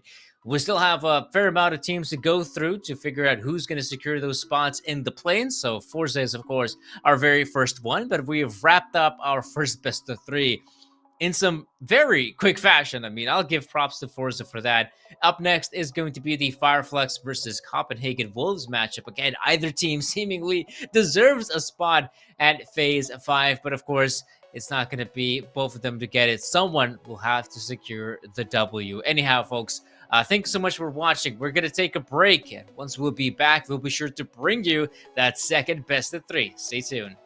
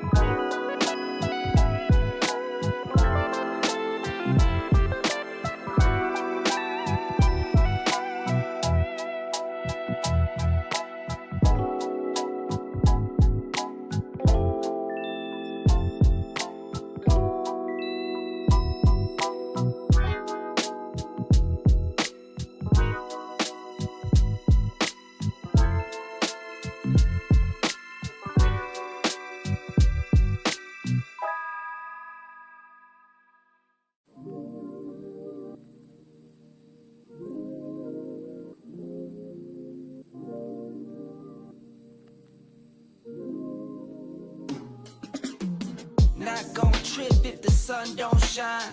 Not gon' trip, you know I get mine. 2020 vision, I want all the loot. 2020 vision, I want all the loot.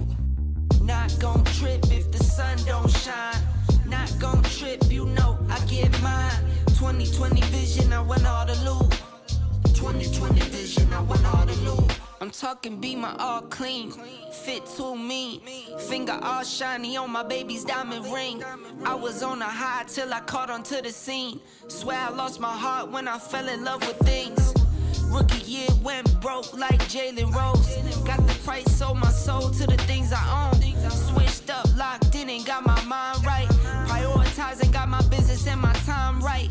Wristwatch, no TikTok, you know the crown. I get guap, then flip stocks, you know it now. My baby's loyal and she holds it down. Play with my fam and I might blame you, but it's going down. Not gon' trip if the sun don't shine. Not gon' trip, you know I get mine. 2020 vision, I want all the loot. 2020 vision, I want all the loot. Not gon' trip if the sun don't shine. Not gon' trip, you know I get mine. 2020 vision, I want all the loot. 2020 vision, I want all the loot. 2020 vision, I want all the loot. Windows tinted, never rented, but I've been accused. Numbers up and we need no recruits. Leather loafers for the tailor suits. Making moves that you could never do. You sure improve, but I'm never amused. When I cop it by the tools. The weather change, I change the views. I drop a record and I watch it boom. You see me working like one on a Zoom. Was destined since I left the womb. I'm staying silent when I'm in the room. From the soil, now you see me bloom. Zoom, and it's to the moon. Stop making promises you never keep. Out of touch, never out of reach. Dot the I's across the T's. Not gon' trip if the sun don't shine. Not gon' trip, you know I get mine. 2020 vision, I want all the loot. 2020 vision, I want all the loot. Not gon' trip if the sun don't shine. Not gon' trip, you know I get mine. 2020 vision, I want all the loot. 2020 vision, I want all the loot.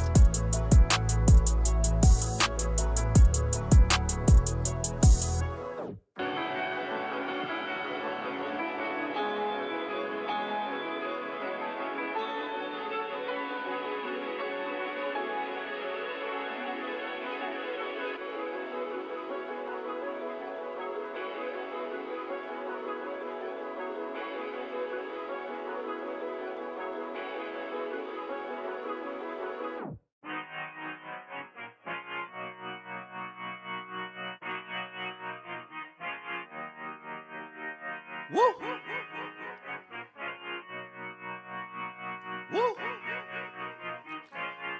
Look, I just been keeping my poise. Made by the million, but still unemployed. They text me about green, but not on Android. She not my shawty, she filling the void. I make the sounds that cut through the noise. He think he a man, but he chillin' with boys. Put down the liquor, start drinking LaCroix. The pain wasn't choice, but now I rejoice. My uncle had told me that I was the one. I played the shit smart, now my bragging and dumb. Lil' shawty had hit me, said she wanna come. Her dresses is black, but she not a nun. I'm so Pasadena, cause that's where I'm from. Some bangers, some hoes, them with guns. They scheming for riches, they playing it numb. I'm second, I wins cause I'm second to none. Look, what the you think I do it for? Do it for? Hey, looking in the mirror, you the GOAT, you the GOAT. Hey, I've been out here grinding 24. So in the mirror, you the GOAT, you the GOAT. Hey, what the you think I do it for? Do it for? Hey, looking in the mirror, you the GOAT, you the GOAT. Hey, I've been out here grinding 24. So in the mirror, you the GOAT, you the GOAT. I ain't had to get snooze in a minute. Got the bag, then I took it independent. Model 3, you know it's not rented. Authentic, every vibe is cemented. Fresh days, now we jumping out the ceiling. Tough times made a diamond out of feelings. All facts, they can't question what I'm dealing. Got house, we more focus on the building. Since I'm lost now, I'm feeling so prolific. Okay. Hustle loud, much you don't get it.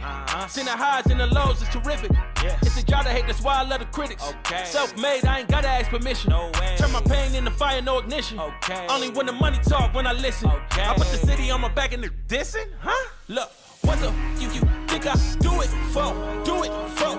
Hey, looking in the mirror, you the GOAT, you the GOAT. Hey, I've been out here grinding 24. So in the mirror, you the GOAT, you the GOAT. Hey, what the you think I do it for? Do it for? Hey, looking in the mirror, you the GOAT, you the GOAT. Hey, I've been out here grinding 24.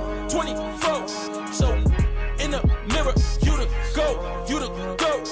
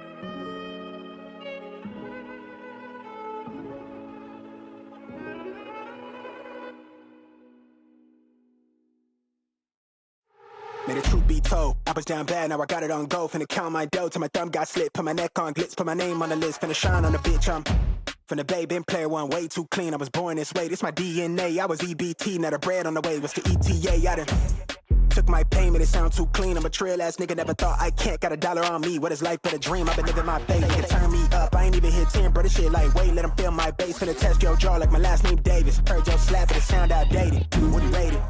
I got a 10 in the backseat, peeling off clothes. I'm 5 from the crib, and she putting on a show. Tell him eat my dust when the green light show. I'ma peel it off, niggas don't want this smoke.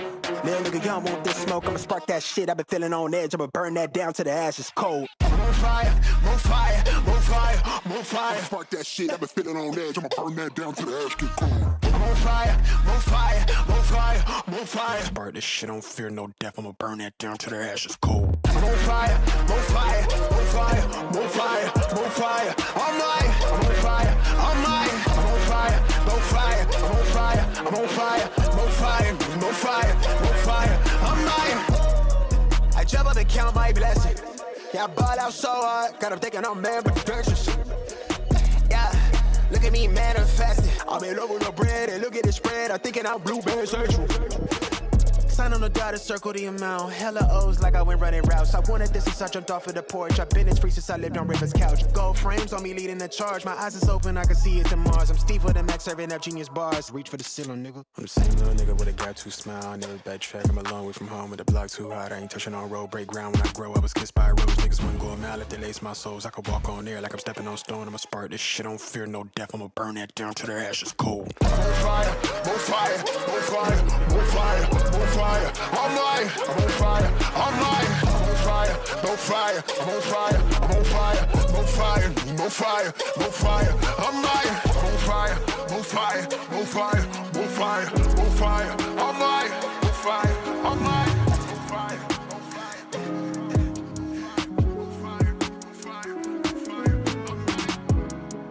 fire,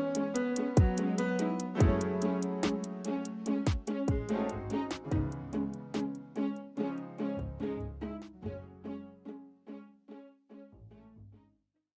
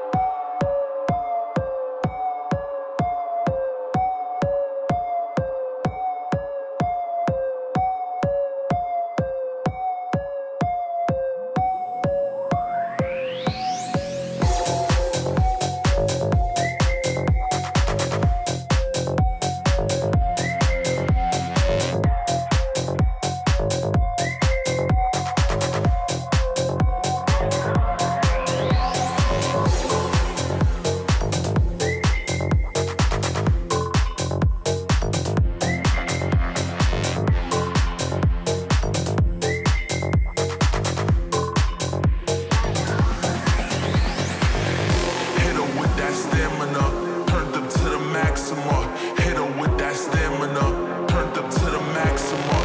Hit her with that stamina, turned up to the maximum. Hit her with that stamina, turned up to the maximum.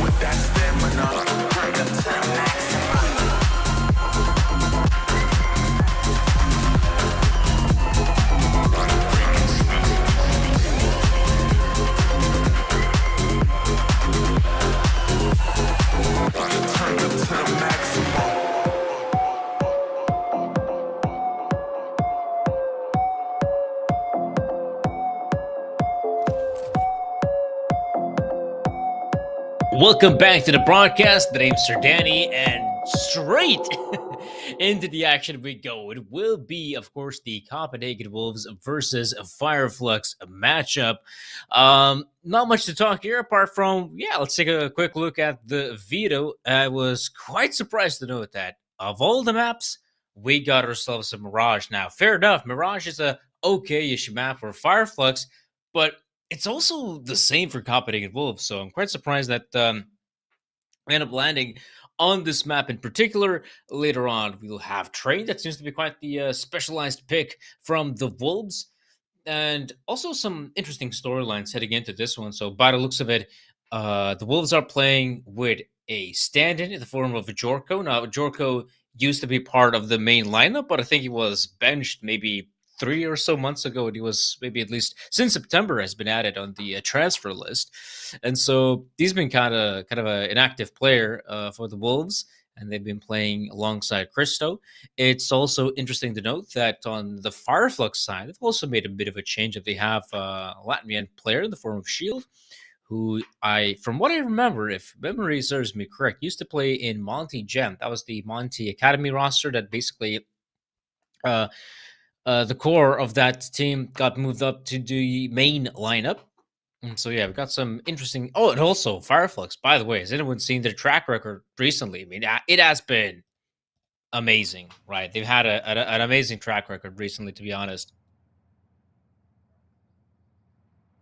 So yeah, a lot of good things going for Fireflux. I feel like coming into this matchup in particular, I'd say yeah, they're probably the sort of favorite. And I wouldn't be too surprised if they claim victory moving forward. But yeah, we'll have to wait and see. We do have some sort of technical issue with this one, so I wonder what's that all about. But not 100% sure.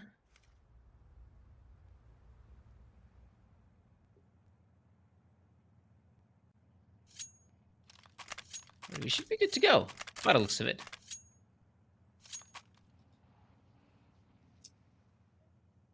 There we go.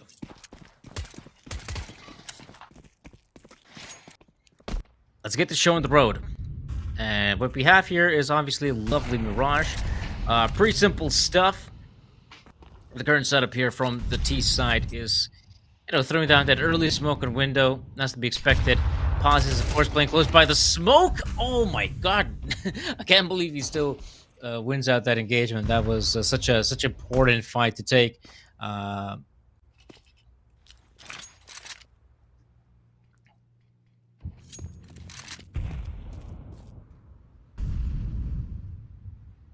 Okay. Should be an easy peasy victory from here on out, especially if they do want to commit on the A bomb, so that is basically neglected at this point.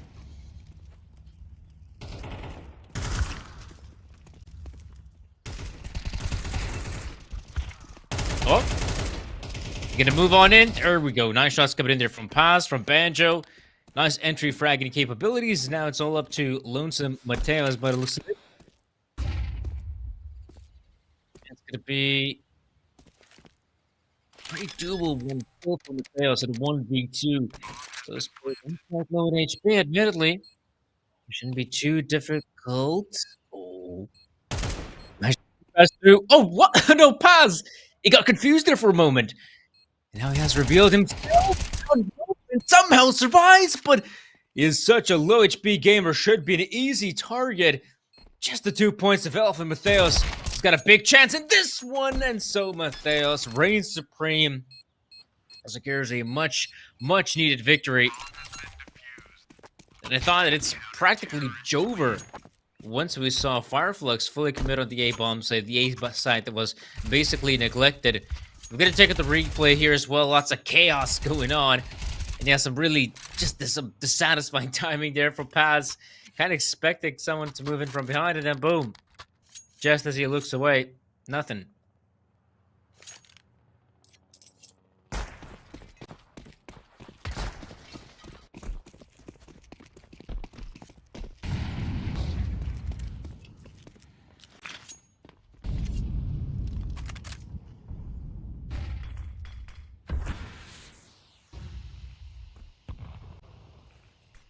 Up next, though, it's going to be a rain of smokes and hellfire on the A-bomb, such as the full-on commit, as we can see Jorko Villani not struggling that much with the incoming onslaught of players. The pistols should maybe dish out some damage. Yeah, that's all they're going to get. Some damage, however, no wins. And Fireflux, so far, this has been quite the difficult start on the T side. Of course, there's still plenty of room to grow.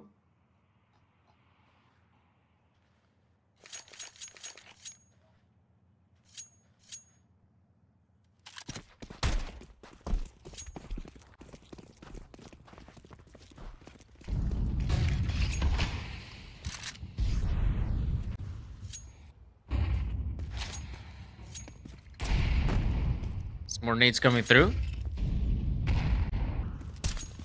Ooh. Nixon is able to find that first impactful frag. Quite the risky play, but it does work out in the end. Meanwhile, the remaining players of Fireflux looks like they can try to reaggress in middle once again. Here we can see the window smoke deployed. Paz is trying to find some angles. Oh man, again, they're getting super close. Shield, that's a big frag to take. He just SS his way backwards. That could have been quite dangerous for him. They were close by with the M4A4. No difficulties at all. Continues to hold a very forward position, allowing a guy like Matheos to slightly back away, maybe concerned with window. I would too. Pass. Oh, timing is everything. Belani just has the superior angle. And I'm quite disappointed to note that the Fireflux players are just spread out so thin. It is really quite hard to say what's going on at the moment. Yeah, Belani repositions himself once more, and that's an engagement that actually could still be doable for Finnegan, but yeah, it is just a fight you don't get to see happen quite often, so it's no wonder that he gets phased out by the angles. And yeah, that's going to be 20 seconds remaining for the Wolves to win this round, because you can see Shield is much more concerned with saving the sniper rifle than anything else. Might be interested to, you know, change up that kitchen environment. It is quite costly, if you will. Get some nice IKEA furniture. Gonna liven up the place.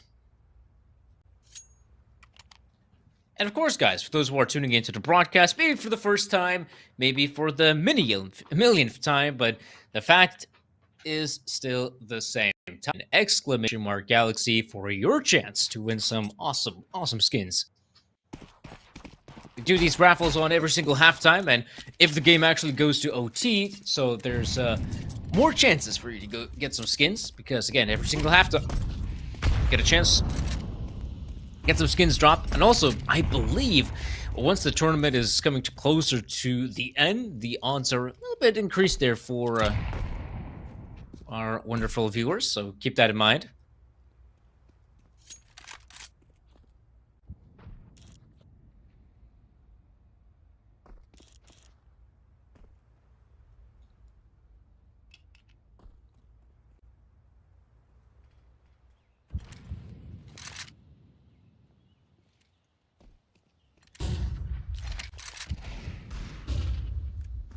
Okay, Soulfly fighting the first big encounter, but Shield is also able to reply with the AWP.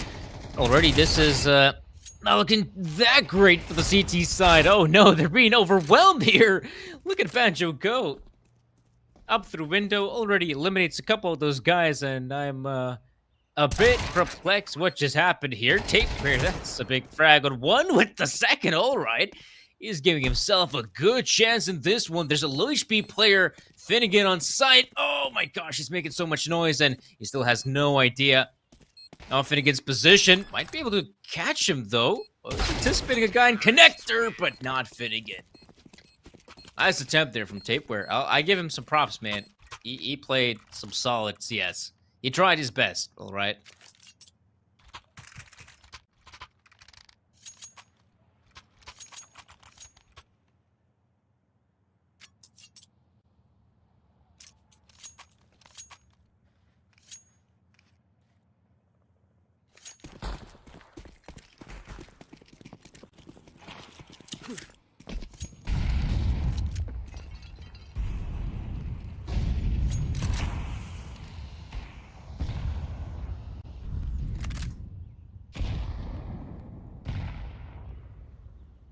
That's an 8 damage. Or so I thought, at least. The first player to drop dead is Shield. That's a bit of a shame. We'll see. We're going to try to see whether Fireflux can successfully open up the A-bomb site. This time, at least, I expect this to be a bit more coordinated, because so far things have been pretty difficult. Belani's going to move up. Oh! Molly reigns in at the worst possible time, but that's an opener for Paz. Give it a chance for the remaining Wolf players to push in. Fireflux taking their sweet time with it. Again, the Wolves are not 100% sure of whether this is the final commitment. But on the minimap, we know what's up. Banjo, big frag found. The smoke is broken, but no valuable intel found. And Soulfly will punch in those digits. And there we go. That's nice support. Finnegan, Paz, bunch of frags found. And you feel like Fireflux have this one on lockdown. Jorko is quite far away from the action. He's still lingering in CT spawn to his detriment because there's going to be, already a player underpass when CT spawn. Things are not looking too good for Jorko, and I can hardly imagine him saving the sniper rifle. He'll try, though.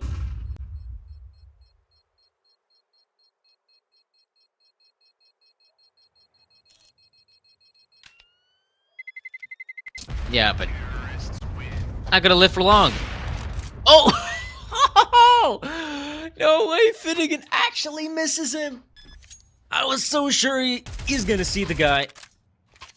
And AWP will be removed, but apparently not. Jorko, that is a big save.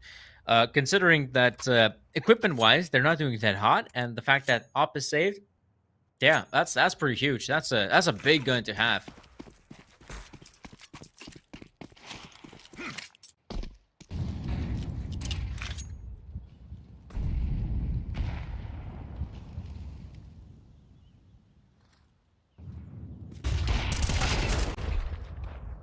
Alright, Paz.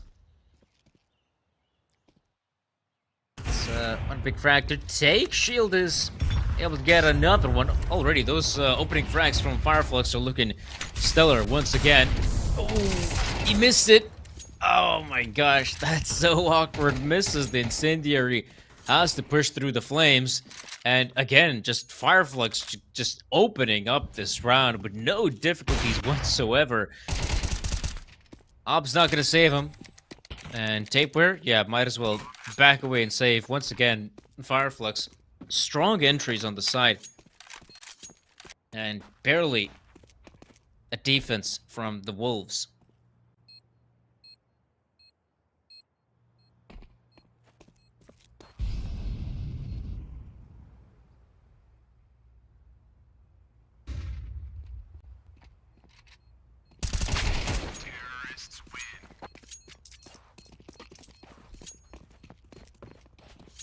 Big round to take. Another one for Fireflux. That's the Wolves who are biting the dust. And their economy has been dusted as well. Barely anything existing. Gonna have to scrape the bottom of the barrel for this one. And I'd say they're better off doing it for the next one.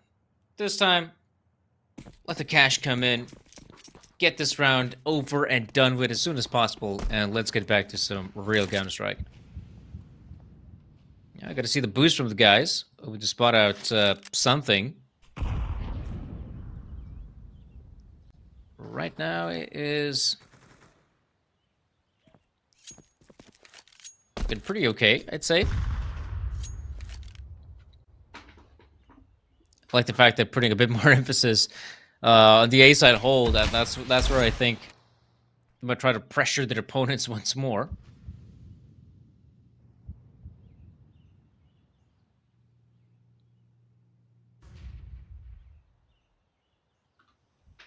Angles. All about the angles, baby. Nixon's got his. Oh, he's gonna know. A lot more players will come his way. The headshot angle does not get it done just yet, but there we go. Nixon finds it. Meanwhile, Finnegan, oh my gosh, out of nowhere. Finnegan appears on the kill feed, dropping dead. 3 players. Could have almost gotten the 4th as well, so really not a bad showing. NT. That's right.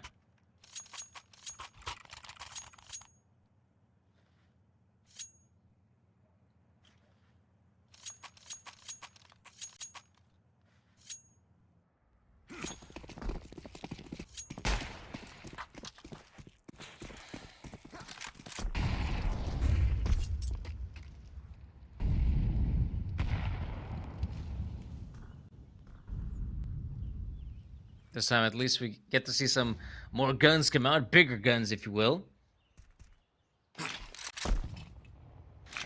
We'll see how much can be done.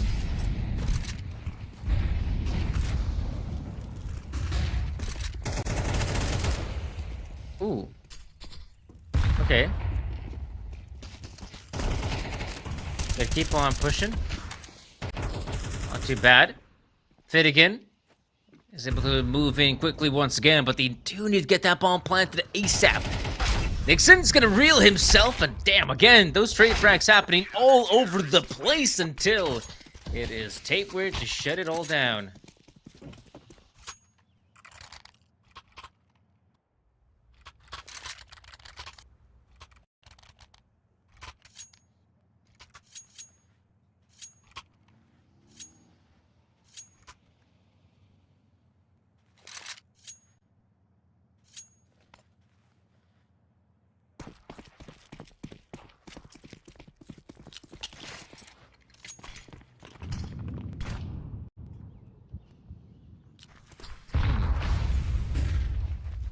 You can see some aggressive plays happening from Nixon. Why is Lonesome? Huh. Actually, no, he does have the backup. Really not bad. Lots of good damage inflicted, I'd say.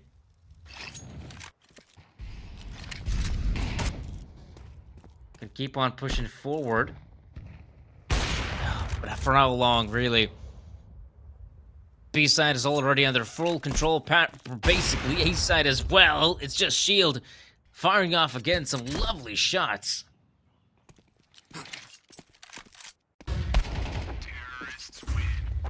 All right, I guess, and that's the end of that, folks.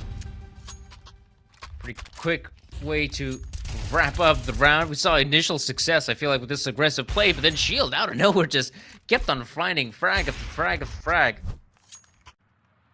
That was quite insane to see.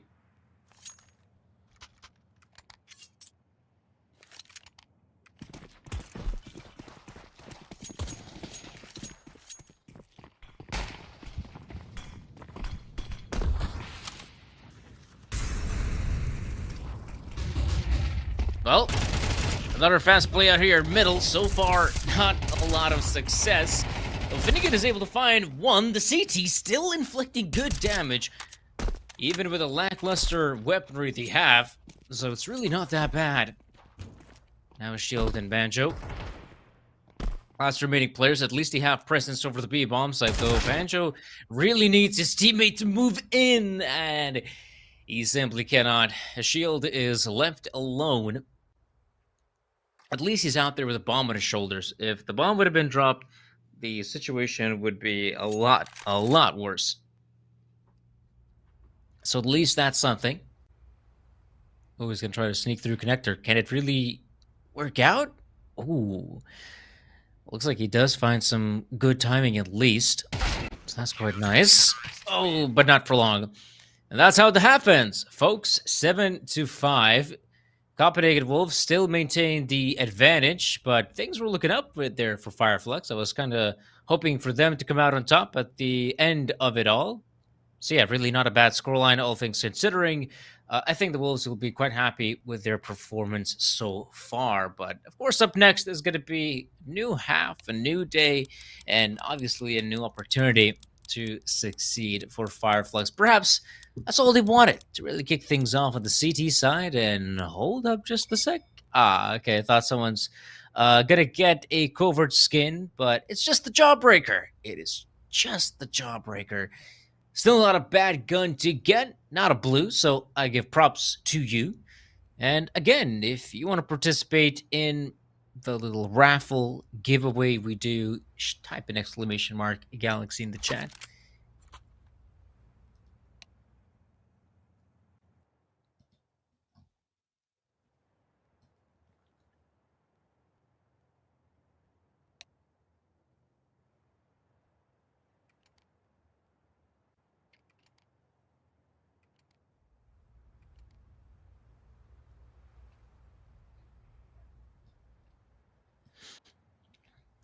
All right. Do have a bit of an issue, folks. Again, I hope it's nothing serious and we can actually get things going. Right now, yeah, it is bit satisfying to see this sort of wait time that we do have. Is what it is.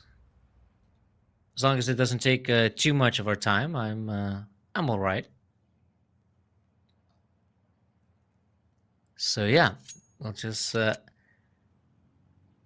get this one going. Again, I do feel like, by all intents and purposes, Fireflux is the favorite heading into a matchup like this, just because of the experience they have, as well as the amazing track record they've had these past couple of games. I mean, they're on a 8 best of 3 win streak, and that's really not something to sneeze at.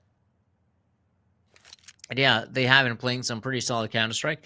I just remember that the score in general of like Soulfly, Paz, and Banjo, they've been doing some good work in online Counter-Strike. You know, there's nothing to sneeze at what they've been doing. And it's only, I feel like, a matter of time before we see this team actually maybe get one more piece. I feel like probably has to change, and that team should probably rise through the rankings, or maybe they've already made that piece, to be fair. I guess we'll just have to wait and see.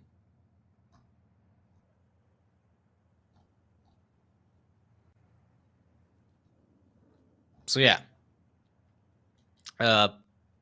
Tech issue still ongoing.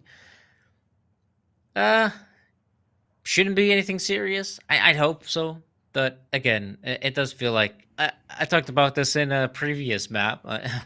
That with a online Counter-Strike, when you think about the amount of contingencies there are to get just a simple game of Counter-Strike working, you kind of realize that it's not easy. There's a lot you have to keep in mind. And this time around, it is looking like, yeah, we are good to go, right? Thought the issue is gonna last just a wee bit longer, but apparently not, and we're damn good to go.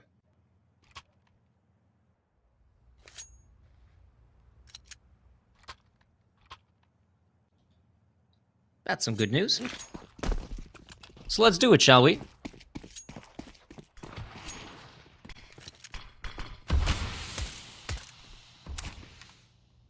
All right.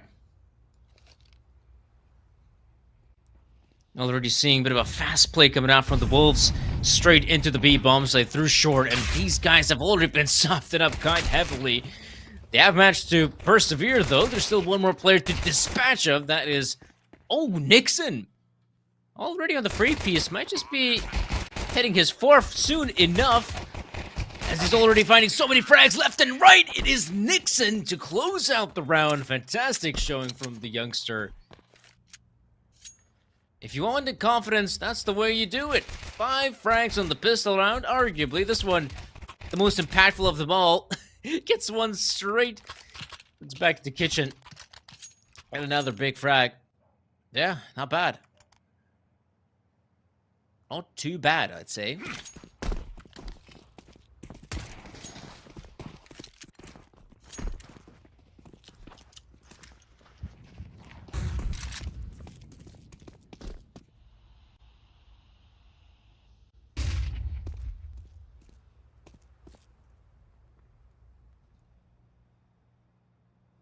Yeah, this is where it's quite the interesting round. It's even quite hard to say who actually came out on top when you think about it, because weaponry-wise, it's looking pretty good for either squad, to be honest. And as we could see, it is investment-wise not too shabby for Fireflux as well. I feel like they've been lingering about in middle for a little bit too long, and right now as they're pushing into the side, I mean, they're not being thorough enough, which could come back to bite them. It sure does, because it's Finnegan finding a couple, and the crossbar has been set up. I am a bit flabbergasted by the pace there. Why was there any need to play so quickly? I mean, they still have plenty of time with the clock. The element of surprise, sure, I kind of get. But also, you gotta make sure you clear out ladder room. That is one position where a singular Molotov would be more than enough. So, Yeah, that was quite dangerous, I feel like, but they got it done. They got it through over the finish line, Fireflex, with the lackluster purchase that they did have. So, not bad. I'll give you that.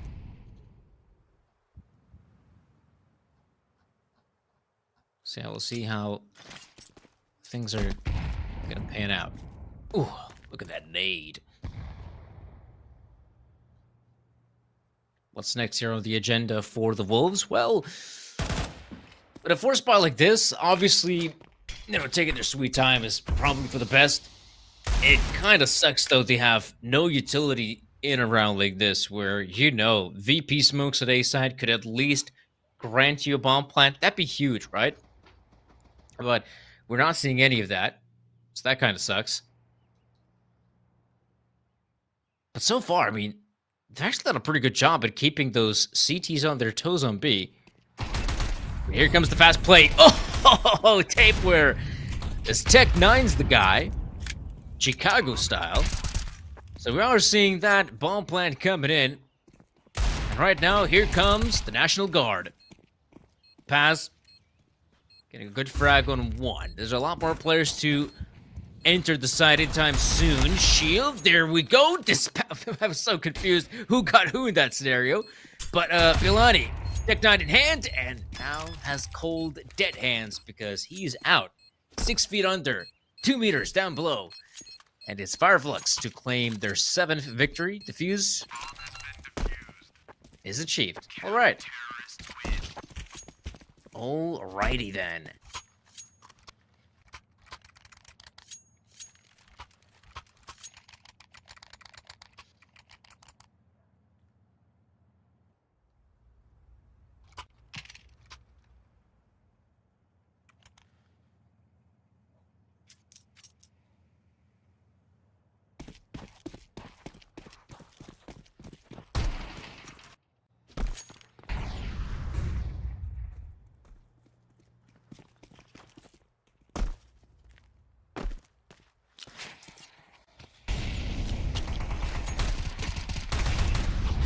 Ooh.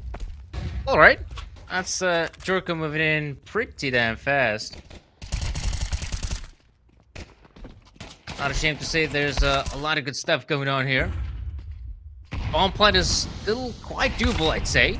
But things are getting quite rough here, and looks like probably this is a chance still, a big one, especially that flank is going to connect from Delani. A lot of it is riding on it. Nixon, he's going to have to be the bait. He's going to have to make some noise. Okay, now this is where they push in together, and they successfully dispatch of both of them players. So what a successful showing. Bilani and Nixon, great stuff. But initially, I mean, here as well. Right, Jorko, lovely stuff. But Fast tries to hold on for as long as possible, and you got to wonder, perhaps underestimating their opponents. That was one way to fall. And now let's see. Tactical pause being taken by Fireflux, because that is a round. Ladies and gentlemen, you are not supposed to lose. That is a round you are supposed to take.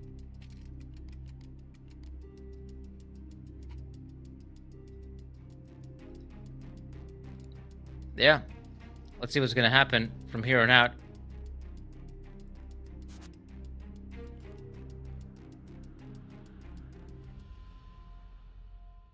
All right, let's get it going.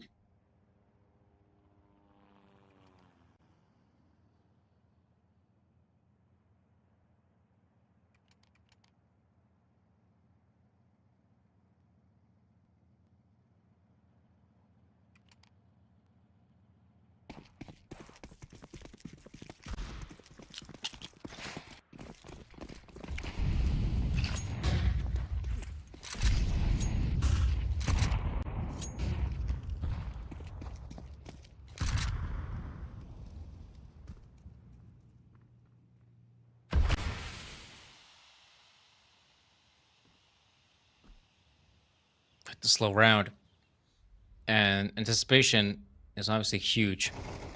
It's also important to note that things are looking pretty rough for the CT side, because they have gone for a purchase in a round like this. Lose it here, and you give double digits to your opponents. which is obviously not that great. Oh, all right.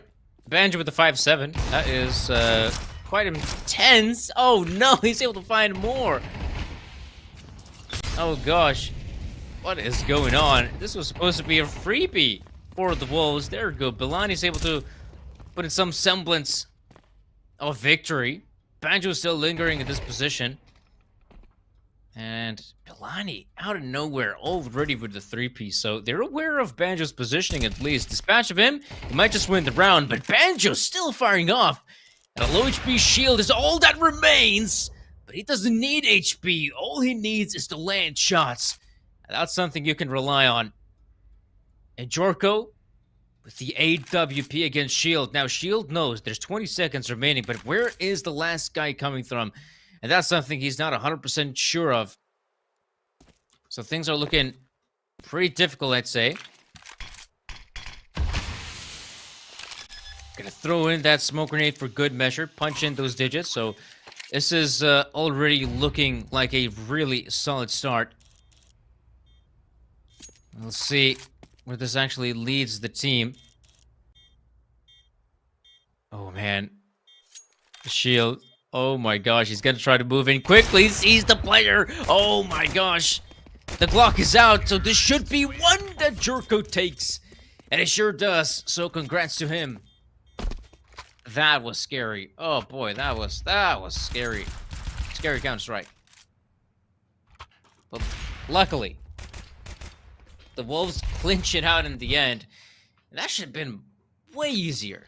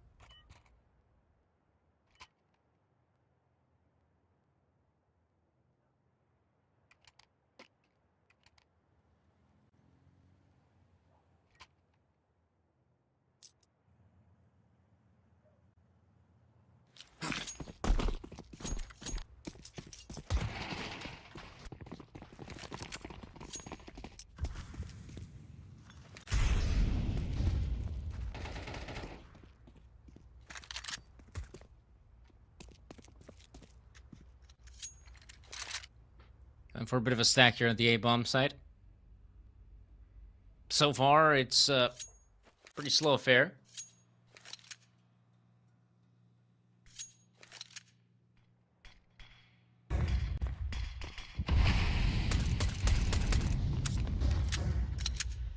Okay. Lots of nades.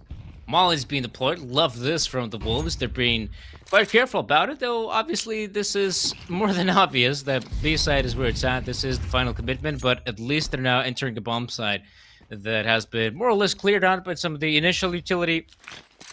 And now they have sent in the brute force. And with it, they know the site is completely empty.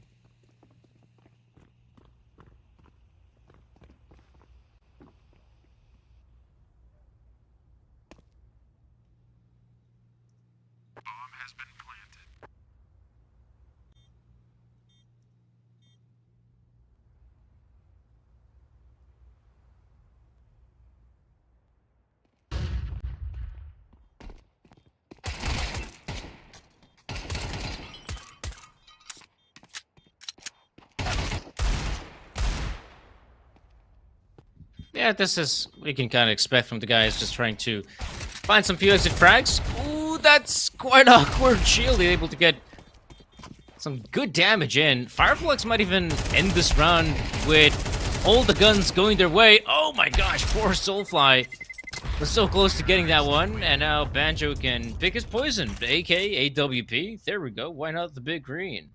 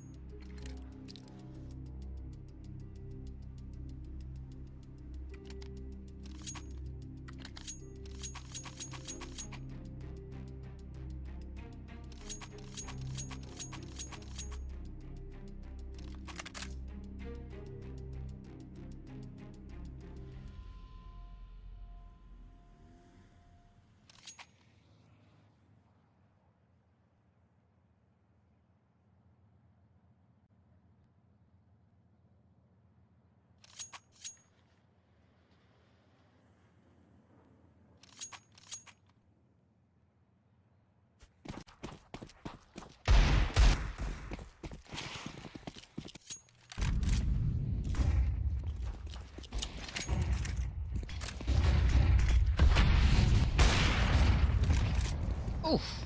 All right. Got to see a lot of those engagements happening in top mid, I'm guessing. Got to see what's happening here.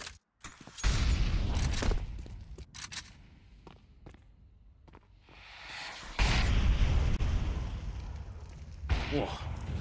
That incendiary flies in just in the nick of time to try and stop any potential bomb plant from going down. But that's not going to be enough. Bomb plant is in. Finnegan, big shot found on one. At least now, Fireflux seemingly have a good chance at this retake, really. We'll see how it pans out.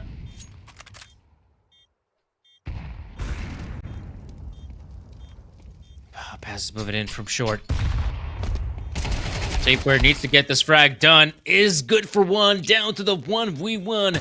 Matheus has been so solid in these clutch situations that it's no wonder he is solid once again. Big frag found, and that is Wolves sitting comfortably on those 12 rounds.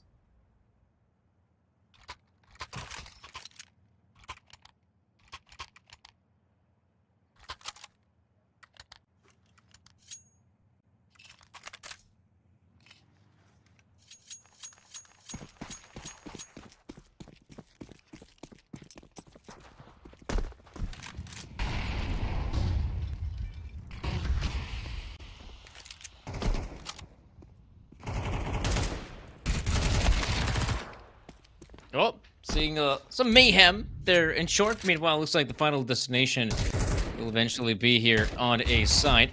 See that though.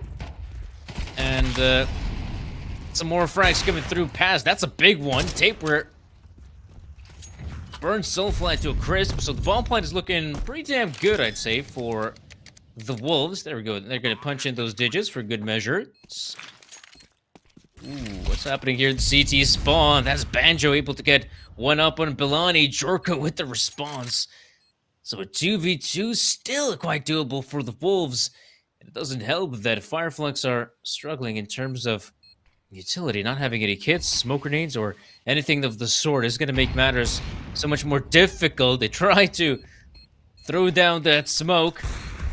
Right now, the defuse is about to come in. They're going to keep on spamming. Banjo, good shot on one. Jorko with a response, but there is simply no more time remaining for Paz, and that will sadly have to be the end of that. There we go. Yeah, it is Copenhagen Wolves to reign supreme, even though I kind of had my doubts there in the middle portion of the first half, because we saw how well actually the opposition played. And yeah, 13-7. I'd say that's quite the unexpected win for the Wolves. I also feel like, you know, them Fireflux losing out that one big round in the second half is what really lent to them just spiraling down to an abyss and just kept on force buying with very little success, to be fair. So yeah, that will have to be the end of that. Paz and Banjo, again, some absolutely stellar performances coming in from these guys. I will admit Finnegan also had some fair moments of brilliance, but yeah, the Wolves going to be quite happy of what they've managed to achieve this first map. But again, I kind of felt like, you know, we're jumping into this map and it's really not that bad of a map for the Wolves to begin with. So yeah, that was quite surprising to see anyhow. So yeah, guys, that is going to be the end for the first map. Of course, up next is map number 2. So stay tuned for that, as we'll be right back with some more Counter-Strike action. You know I get mine. 2020 vision, I want all the loot. 2020 vision, I want all the loot. 2020 vision, I want all the loot. Windows tinted, never rented, but I've been accused. Numbers up and we need no recruits. Leather loafers for the tailored suits. Making moves that you could never do. You sure I'm cool, but I'm never amused. When I cop it by the tools. The weather change, I change the views. I drop a record and I watch it boom. You see me working like one on a Zoom. Was that since I left the womb? I'm staying silent when I'm in the room. From the soil, now you see me bloom, zoom, and it's to the moon. Stop making promises you never keep. Out of touch, never out of reach. Dot the I's across the T's. Not gon' trip if the sun don't shine. Not gon' trip, you know I get mine. 2020 vision, I want all the loot.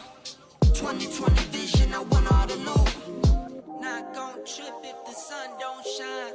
Not gon' trip, you know I get mine. 2020 vision, I want all the loot. 2020 vision, I want all the loot.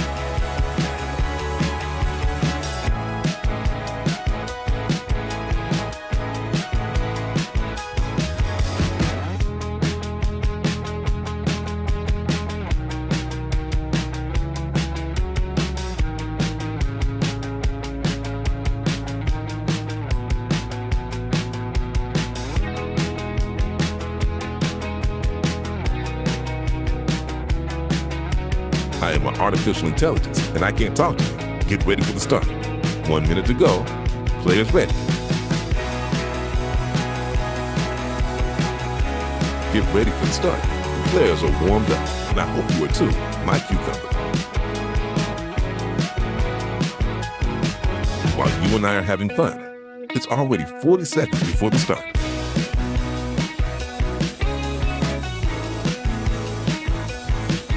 "30 seconds before start.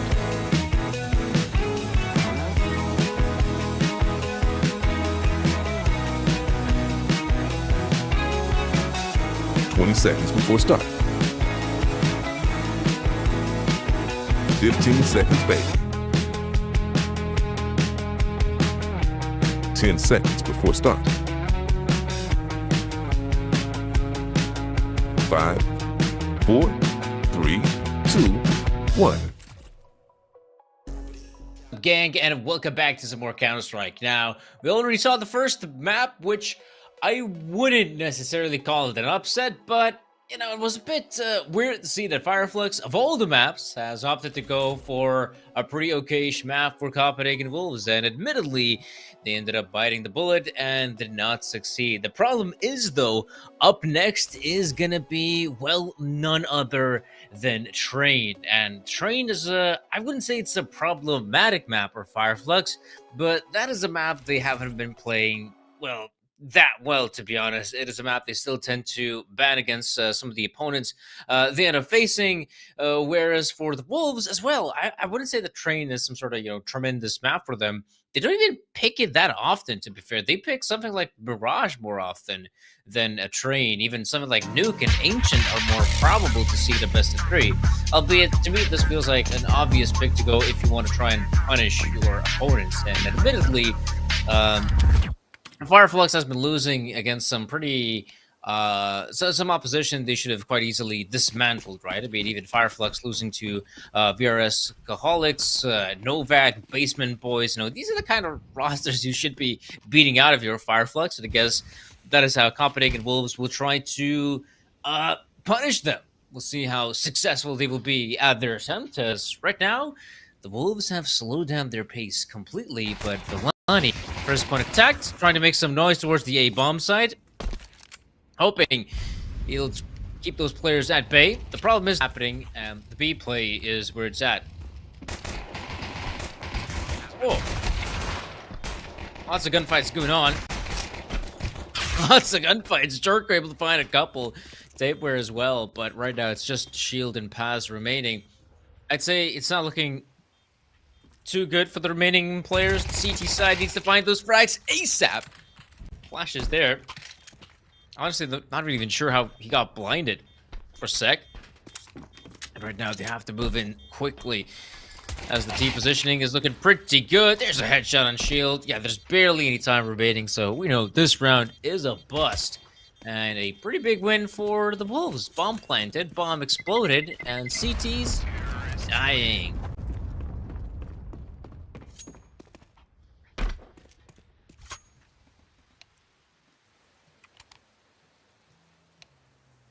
Yeah. And of course, guys, remember, !Galaxy in the chat for your chance to get some skins. Who doesn't love some skins? Some easy skins. Free skins.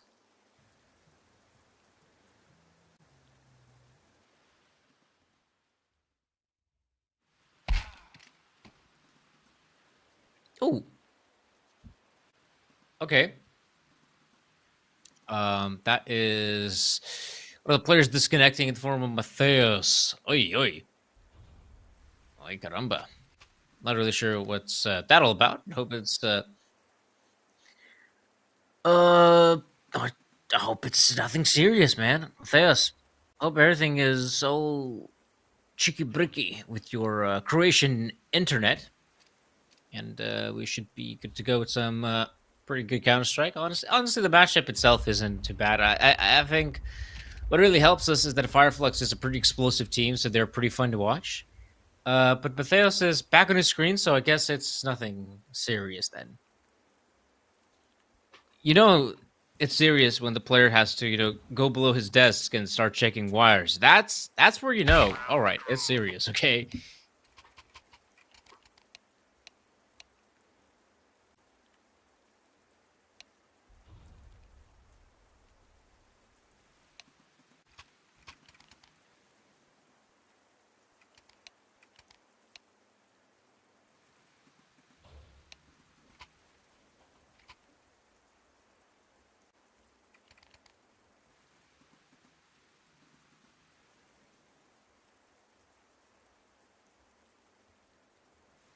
Good to see. Matheus is back, and so is the game.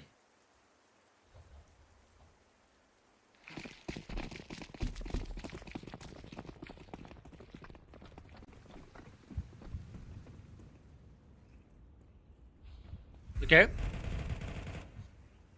That is us stuck in T-spawn, but no worries. I swear, yeah, there's some action going on. Proper action in the brown holes.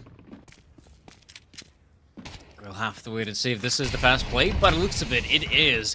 And you can see Lonesome Banjo was still kind of stuck in rotation before overtly committing to the B-bomb site. And the problem is, Fireflux has gone for the force bite, but honestly, guys, do you really want to attempt a retake with 5 MP9s? I don't know. I think it's just too much to ask for. Plus the fact that they don't even have any kits. They're going to try to go for this, but engagements, man, they're just not going to be favoring those MP9s. I feel like that's such a waste.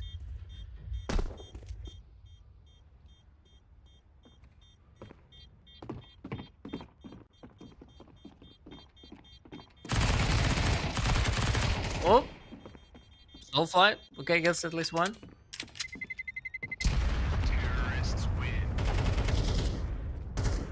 Oh, okay. At least the MP9s remain. That's the one saving grace.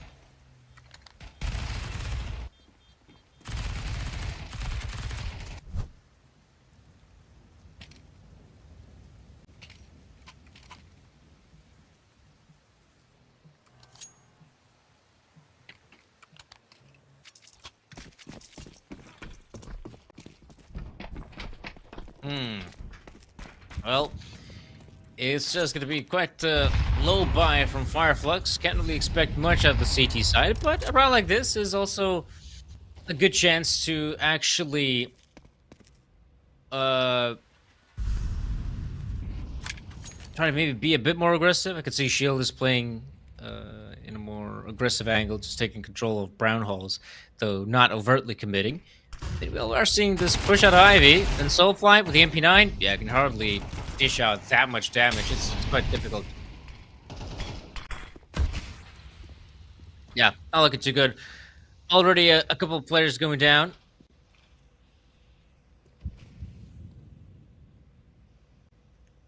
Okay.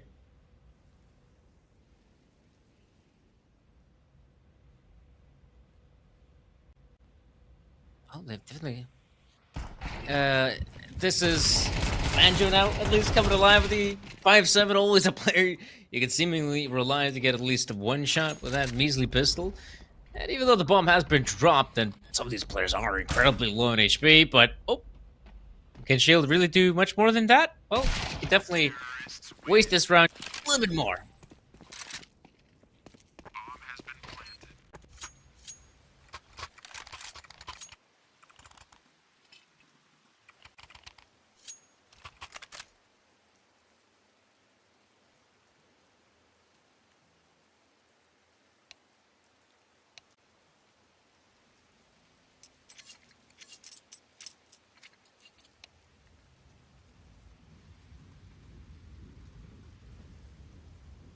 Well, do have a bit of a pause as well.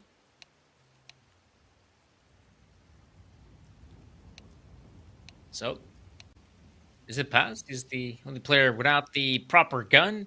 But I guess it's nothing, nothing too serious, I'd say. At least that's what I think. So far, this has been pretty good for the Wolves. I mean, T-side and all that. 3 rounds already, not too bad. Let's see if they can try to get more.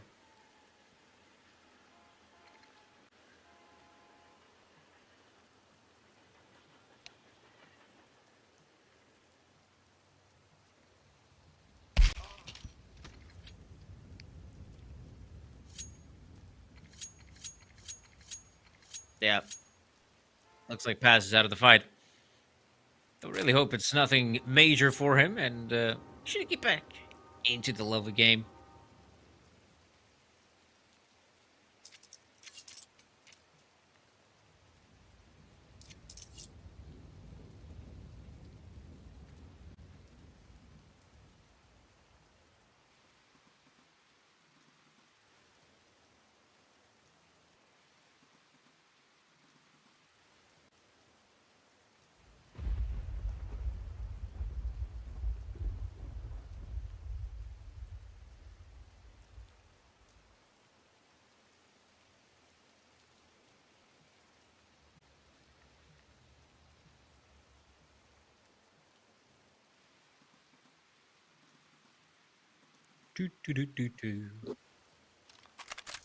Winning out for Paz to come back into this one.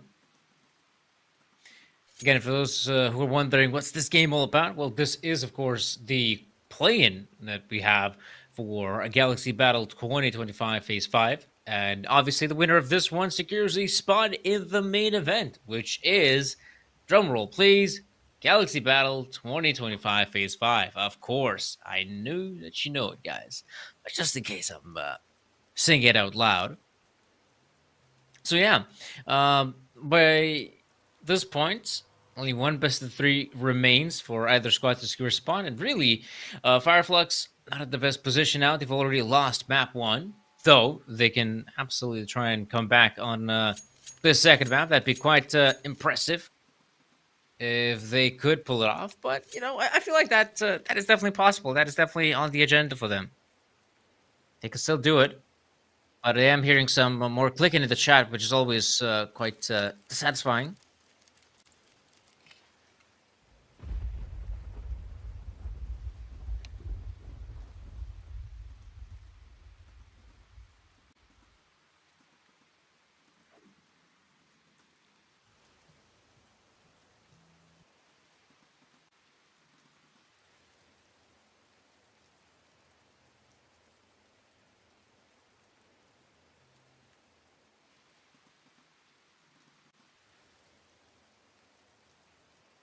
Well, yeah, it looks like I kind of see past his desktop, so I'm guessing he's is that Discord?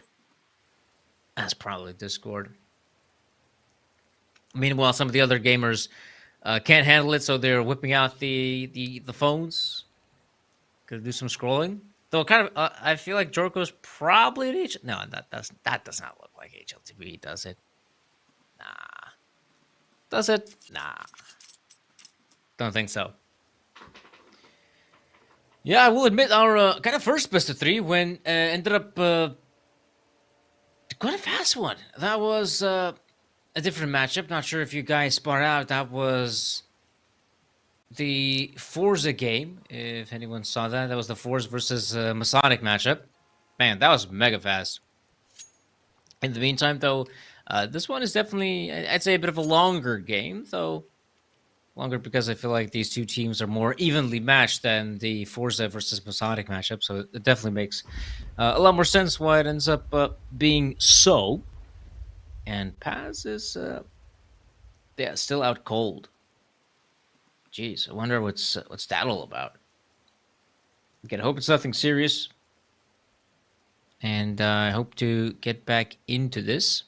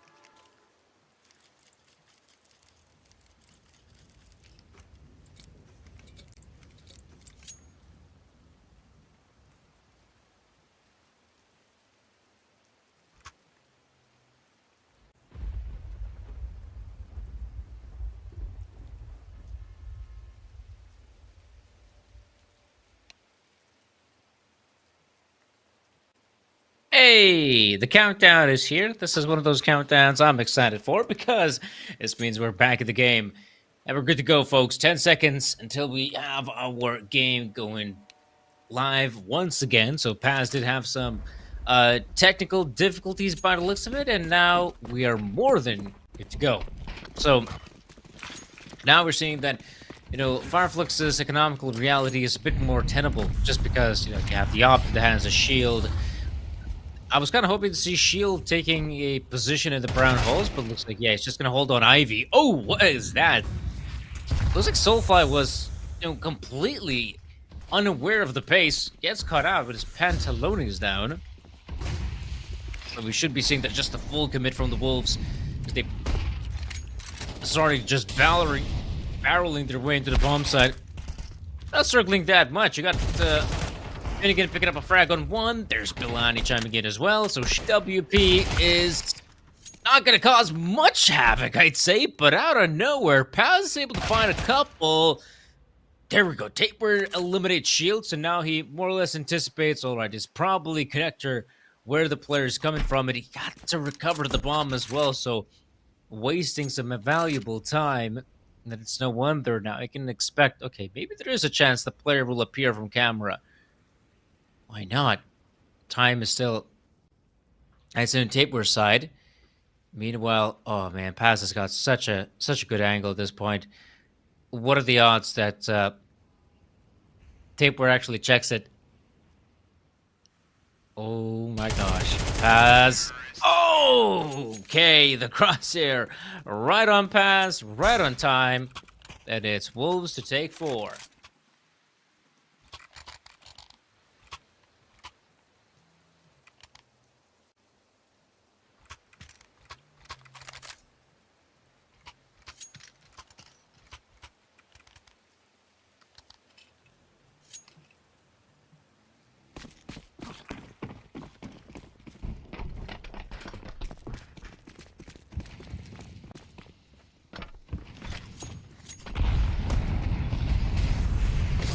Ooh, okay, that's what you kind of expect. Some bombardment in a main gives Fire Flux a much needed, a good start, because so far things have been quite troublesome. Matteo was expecting someone to try and push through the smoke, and why not? This is a round where they probably realize their opponent's economy is kind of screwed, so they could try to do something like that. Ooh. Shield has got a very proactive position, but it doesn't really see much, which in its own right gives him some information.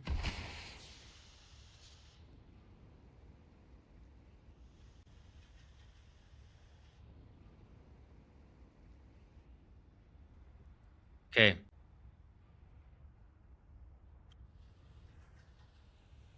Hmm. 40 seconds. No real commitment, but I think it's about damn time. 30 seconds, and we also have Paz moving in from behind. You've got a lot of intel in this round, Fireflux, but you also need to start getting some frags. So far, it was pretty good. Now we're down to the 2v2, a bomb plant. Shield and Paz moving in from behind. I'd say they still have the element of surprise in the next, like, couple seconds, but not for long. Ah, Matthias. Already shield is out of the equation. Paz. Yeah, there we go. Not gonna come through, and that is the Wolves claiming another round. This time, 5 in a row.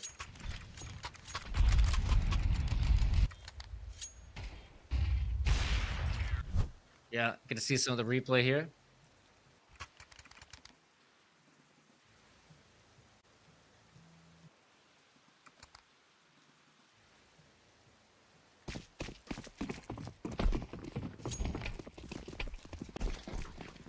All right. We're seeing Fireflux back in the game once again, just because of having a proper purchase. It's been a long time coming, and we get to see Shield being quite proactive in this round, taking a forward position in Pop Dog. Ooh. Bilani versus Shield, I suppose, in Pop Dog could be taking place at the same time. You can already see some of the Wolves players already pushing out of A main. Start to take forward positions. Matheus is super close. Yeah, Soulfly. That's going to be a big one. Bilani also taking care of Shield. Nixon eliminates Paz. That almost just about does it. 2 more players left standing. I'm sure they're distraught. Especially now, Nixon, what an out there. So this leaves it all up to Lonesome Soulfly, who gets 1, but now all eyes on him, and he becomes an easy target.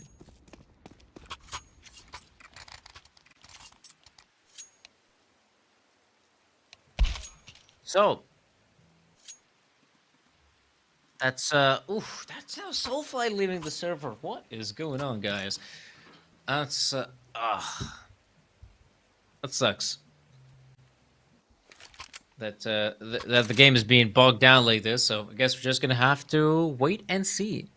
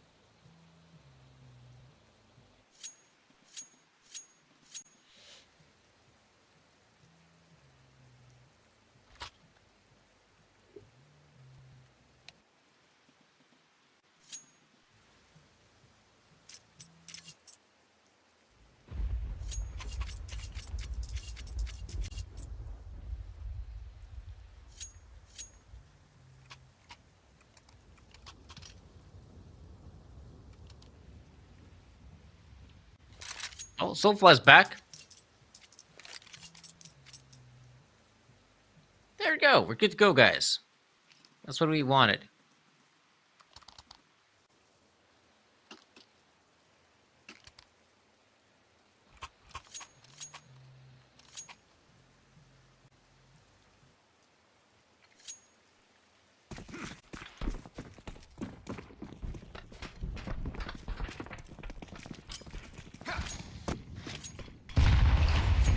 Oh, some more explosions happening in the main.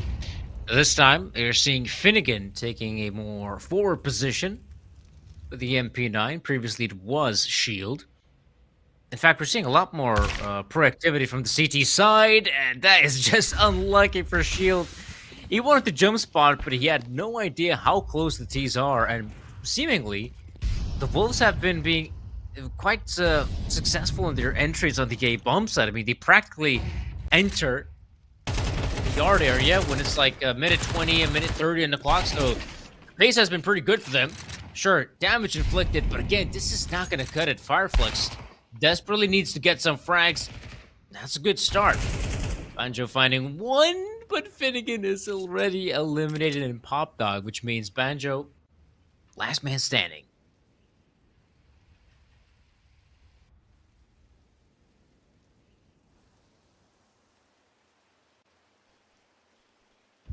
Oh.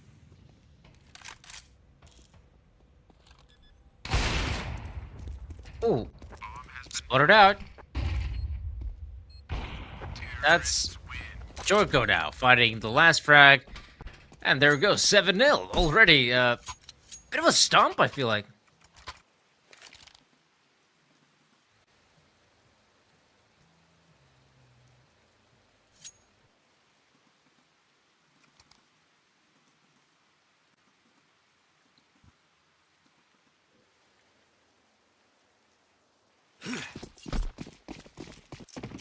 Not seeing a tactical pause just yet, though. Which I find quite surprising.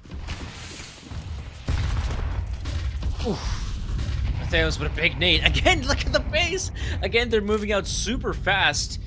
And this might just be an inner bomb site hit. Oh my gosh, Matheos just pulled the trigger on him, man. Is he really going for the backstab? He's still there! What? He's still waiting for someone to appear to cross here. That's quite insane.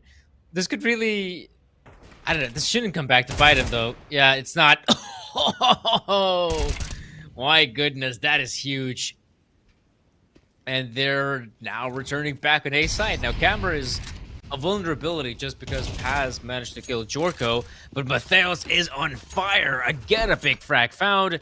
And you know that this round is coming to an end.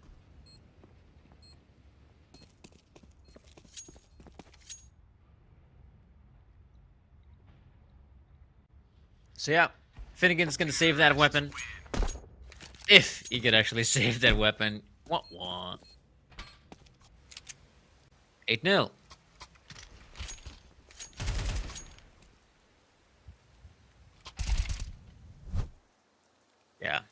Mateos was insane.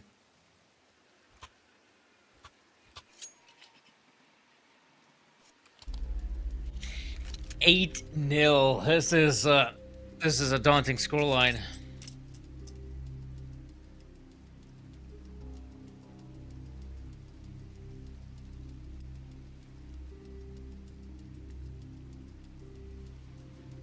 Yeah, I'm seeing the first tactical pause, but guys, fellas, I think it's a bit too late now. I'm not sure if it's really going to amount to much. Even those 4 rounds in a row are not looking likely just because of the economical difficulties they're facing.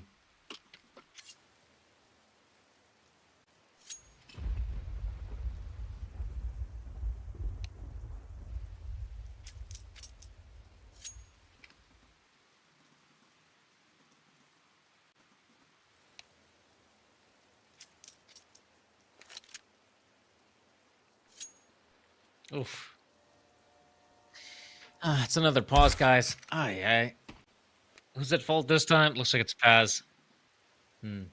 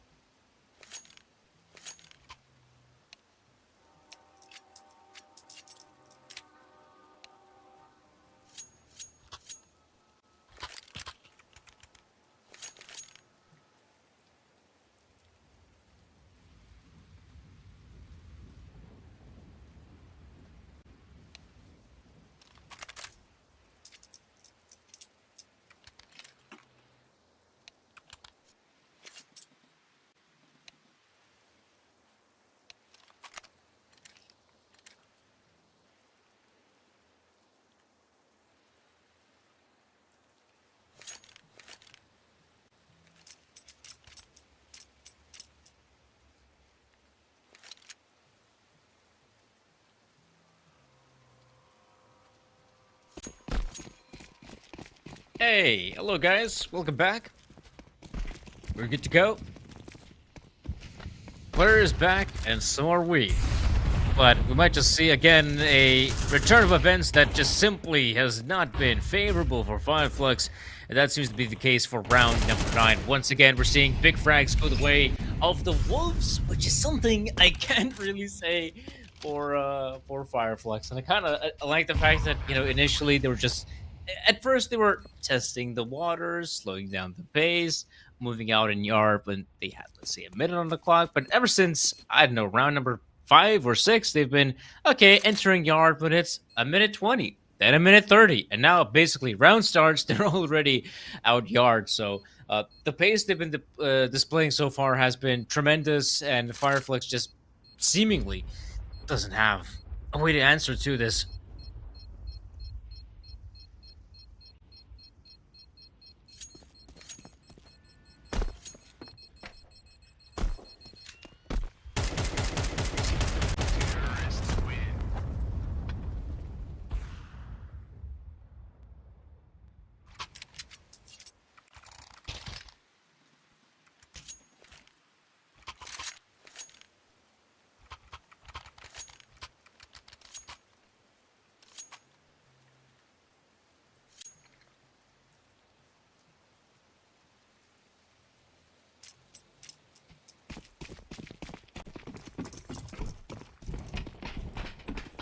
Okay.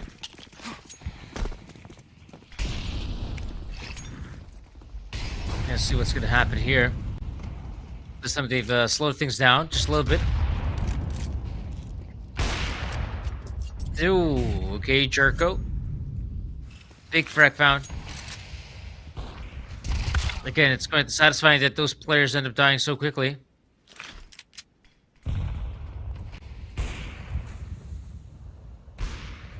At least Shield is able to find one Jericho with a response. So far, these frags are just happening all across the map.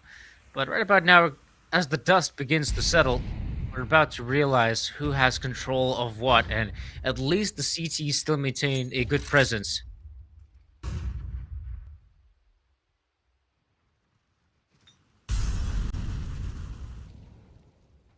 Hmm. Let's see.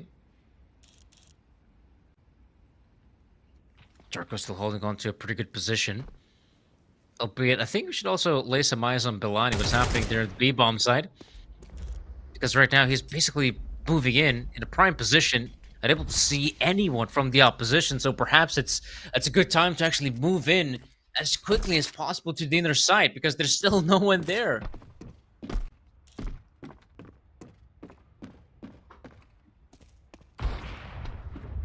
Oh, Jarko again. Big frag found, and the bomb plant is coming in.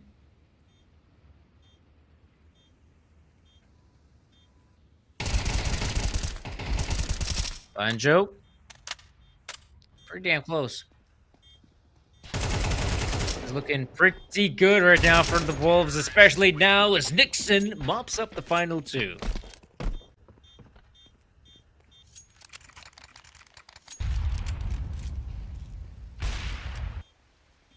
Yeah.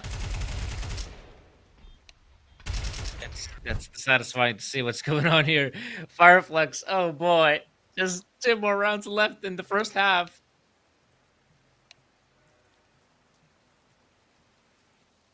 No way, there's more technical issues. Oh man, that sucks. It really sucks that this entire second map has been plagued by these technical issues. That's really, really disappointing.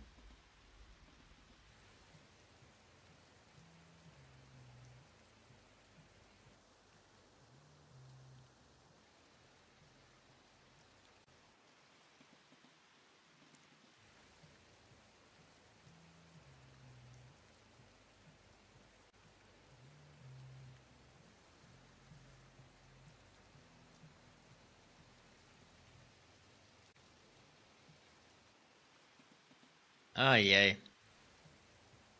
Back to waiting, boys.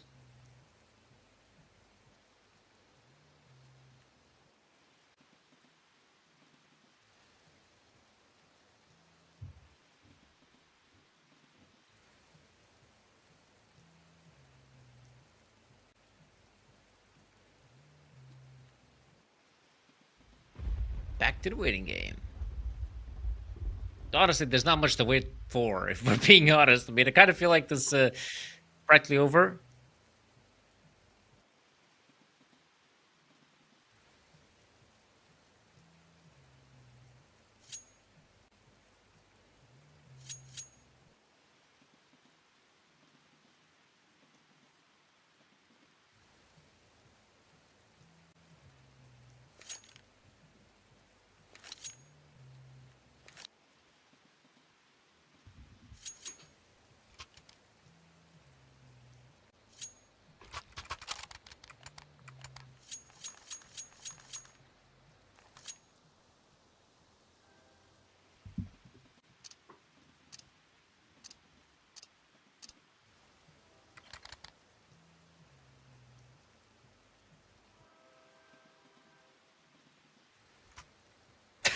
What's that? I saw just Jericho looking into the Matrix. Not bad.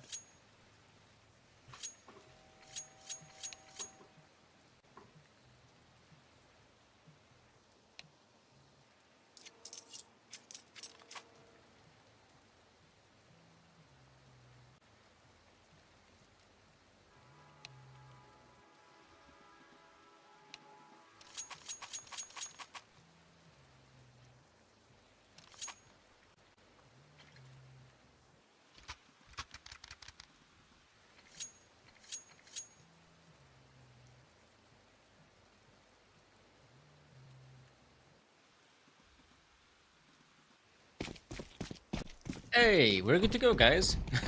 Did not expect that to happen so fast, but we're back. Who's everyone from Flux? This is where I think the Wolves are doing a good job of just slowing down the pace, because right now, if they were to continue with the same pace, then obviously those nades and A main, mollies, and everything would do so much damage, significant damage, that it's really just not worth the fight. At least not that early, so fair enough that they've decided to slow down the pace. I feel like that's a good call to make.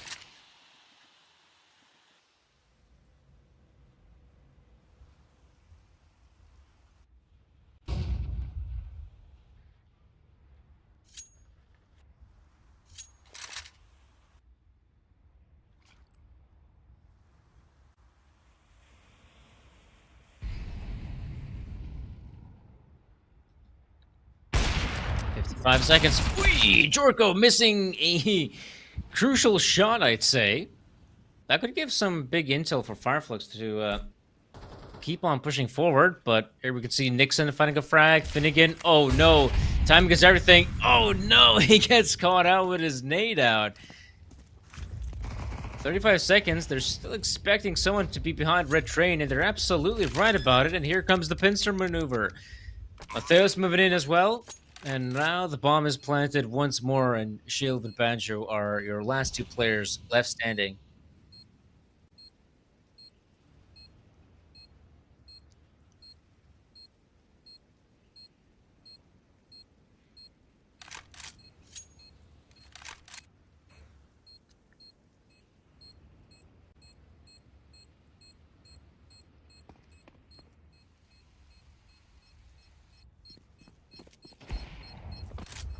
Yeah, at least they're gonna save their guns for this. That's something. But man, oh man, this is looking like a very difficult half.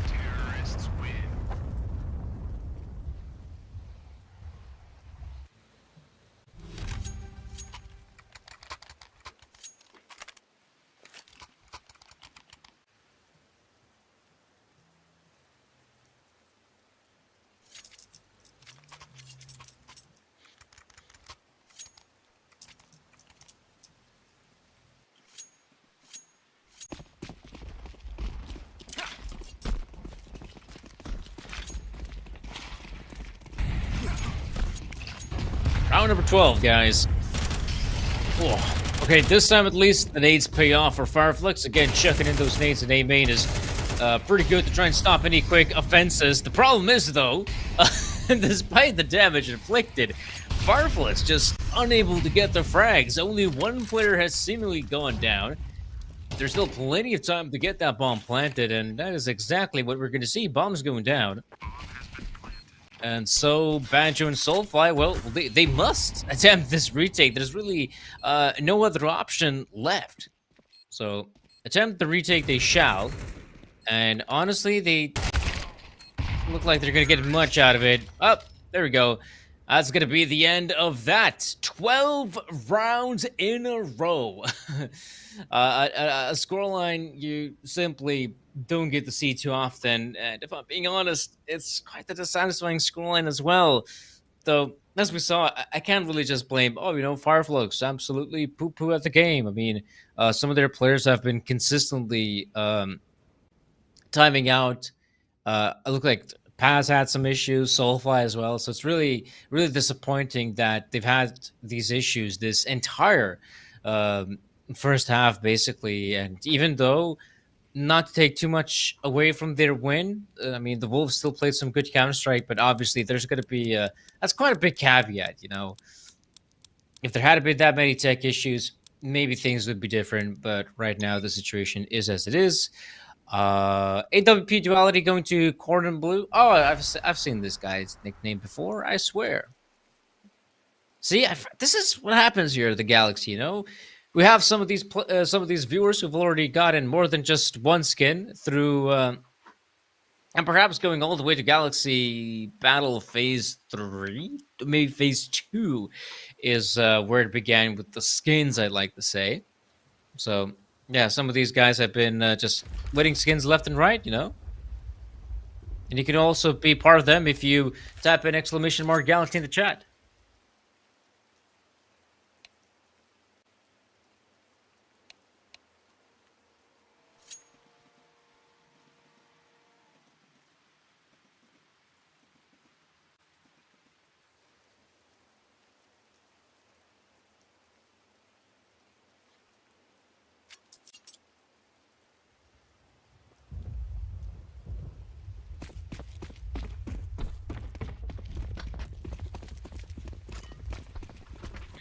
Okay. One more round potentially remaining in this map of Train. Fireflex, they'll try to avoid the inevitable, not getting 13-0. They at least love to have that going for them. But the odds are stacked against them to try and win the second map, let alone best of 3. Joker's going to move in, though, with the initial frag. He already dispatches off Finnegan. That means that timing is everything. And Banjo is able to succeed with a frag on Jorko, which, okay, 4v4, still quite okay for the T side as they begin their eventual push on the A-bomb side, slowly swarming it. Nixon is going to have some good timing on the player in Ivy. He doesn't seem to be aware of it at all. Oh! Soulfly, shield, there we go. Big frags found a piece, and maybe Fireflux still have some sort of fight left in them. Oh, there we go. Nice try, but at least Fireflux get one. Just the one round.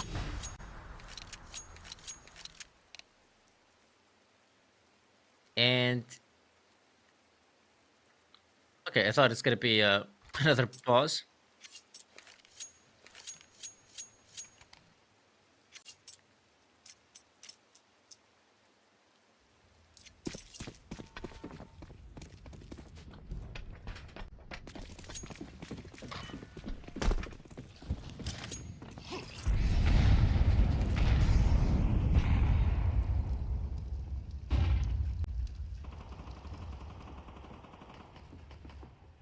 Whoa, what's happening there? Pass. Batting a couple frags. Matheos is able to reply with at least a single frag. So there's that. But yeah, this eco should be pretty much over and done with pretty soon. Pretty soon, guys. Jorko's still whipping out the Zeus for, who knows? Maybe he'll find a nice frag.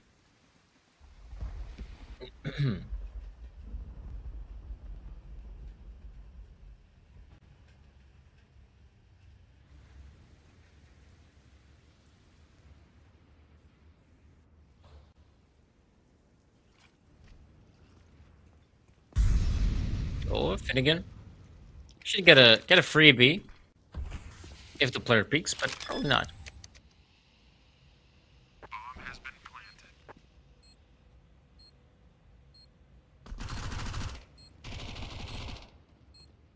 Yeah.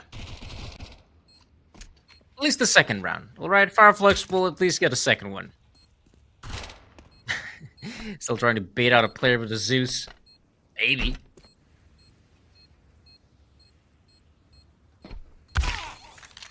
Oh! Oh, there we go. At least one Zeus kill. That's something. Something to be happy about. Yeah. No defuse happening.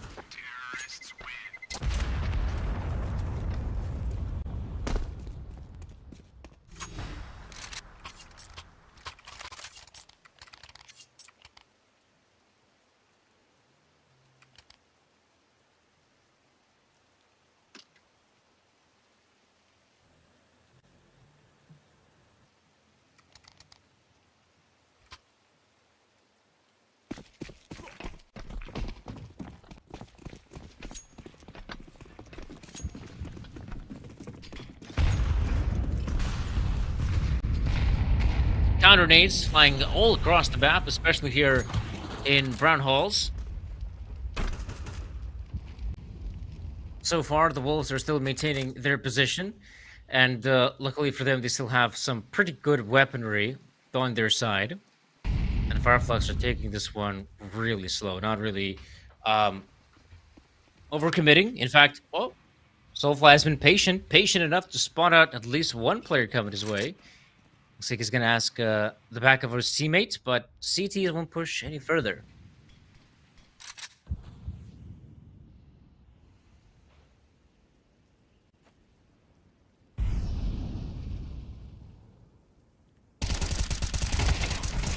Oh, good shot by Nixon and Matheos. Nice double up in Pop Dog. Good little peek. And they might even try to re-aggress some more, though you could say that's perhaps a bit too much unnecessary, and that definitely gives the game away. We are seeing as well someone, was that actually Bilani going for the aggressive play? I think it was. Yeah, that's also Bilani taking a forward position, already moving in behind. So Paz and Soulfly, they've decided to play this round safe, and right now they've played it too safe, and they will be punished by a backstab or by the very simple fact that time is running out and there's really none left of it. Nice attempt there at the end by Paz, but at the end of the day, that'll be Copenhagen Wolves to claim victory. A very convincing victory, 13-2, and Fireflux only claiming just those 2 rounds at the very start of the second half. Yeah, I mean, what more is there to say apart from that this was a dissatisfying showing for Fireflux, and admittedly, from what I gather, there was also some technical issues that were really making things rough for the Fireflux players, and so they really weren't able to show up with their best game. They didn't come with their A game, not even the B game. This is probably their C or D game. So quite dissatisfying as well that this was the plane, and now it is Copenhagen Wolves to claim victory. And of course, now they have secured a spot in Galaxy Battle Phase 5. So congrats to them. The Wolves have been part of this Galaxy Battle circuit for some time, so it's great to see that they're very much back at it again. It is quite satisfying that we won't be seeing a squad like Fireflux playing in the main event, because this is a roster that is still on the come up, man. I feel like the addition of Shield is a nice little upgrade to have as well. Again, a guy who played in Monty Gen, definitely deserving of a chance to play in some of the bigger leagues. And yeah, guys, that's going to be end for the broadcast. 2 quick best of 3s. And with that, I'm going to have to say goodbye. See you all next time, and have a good one, folks.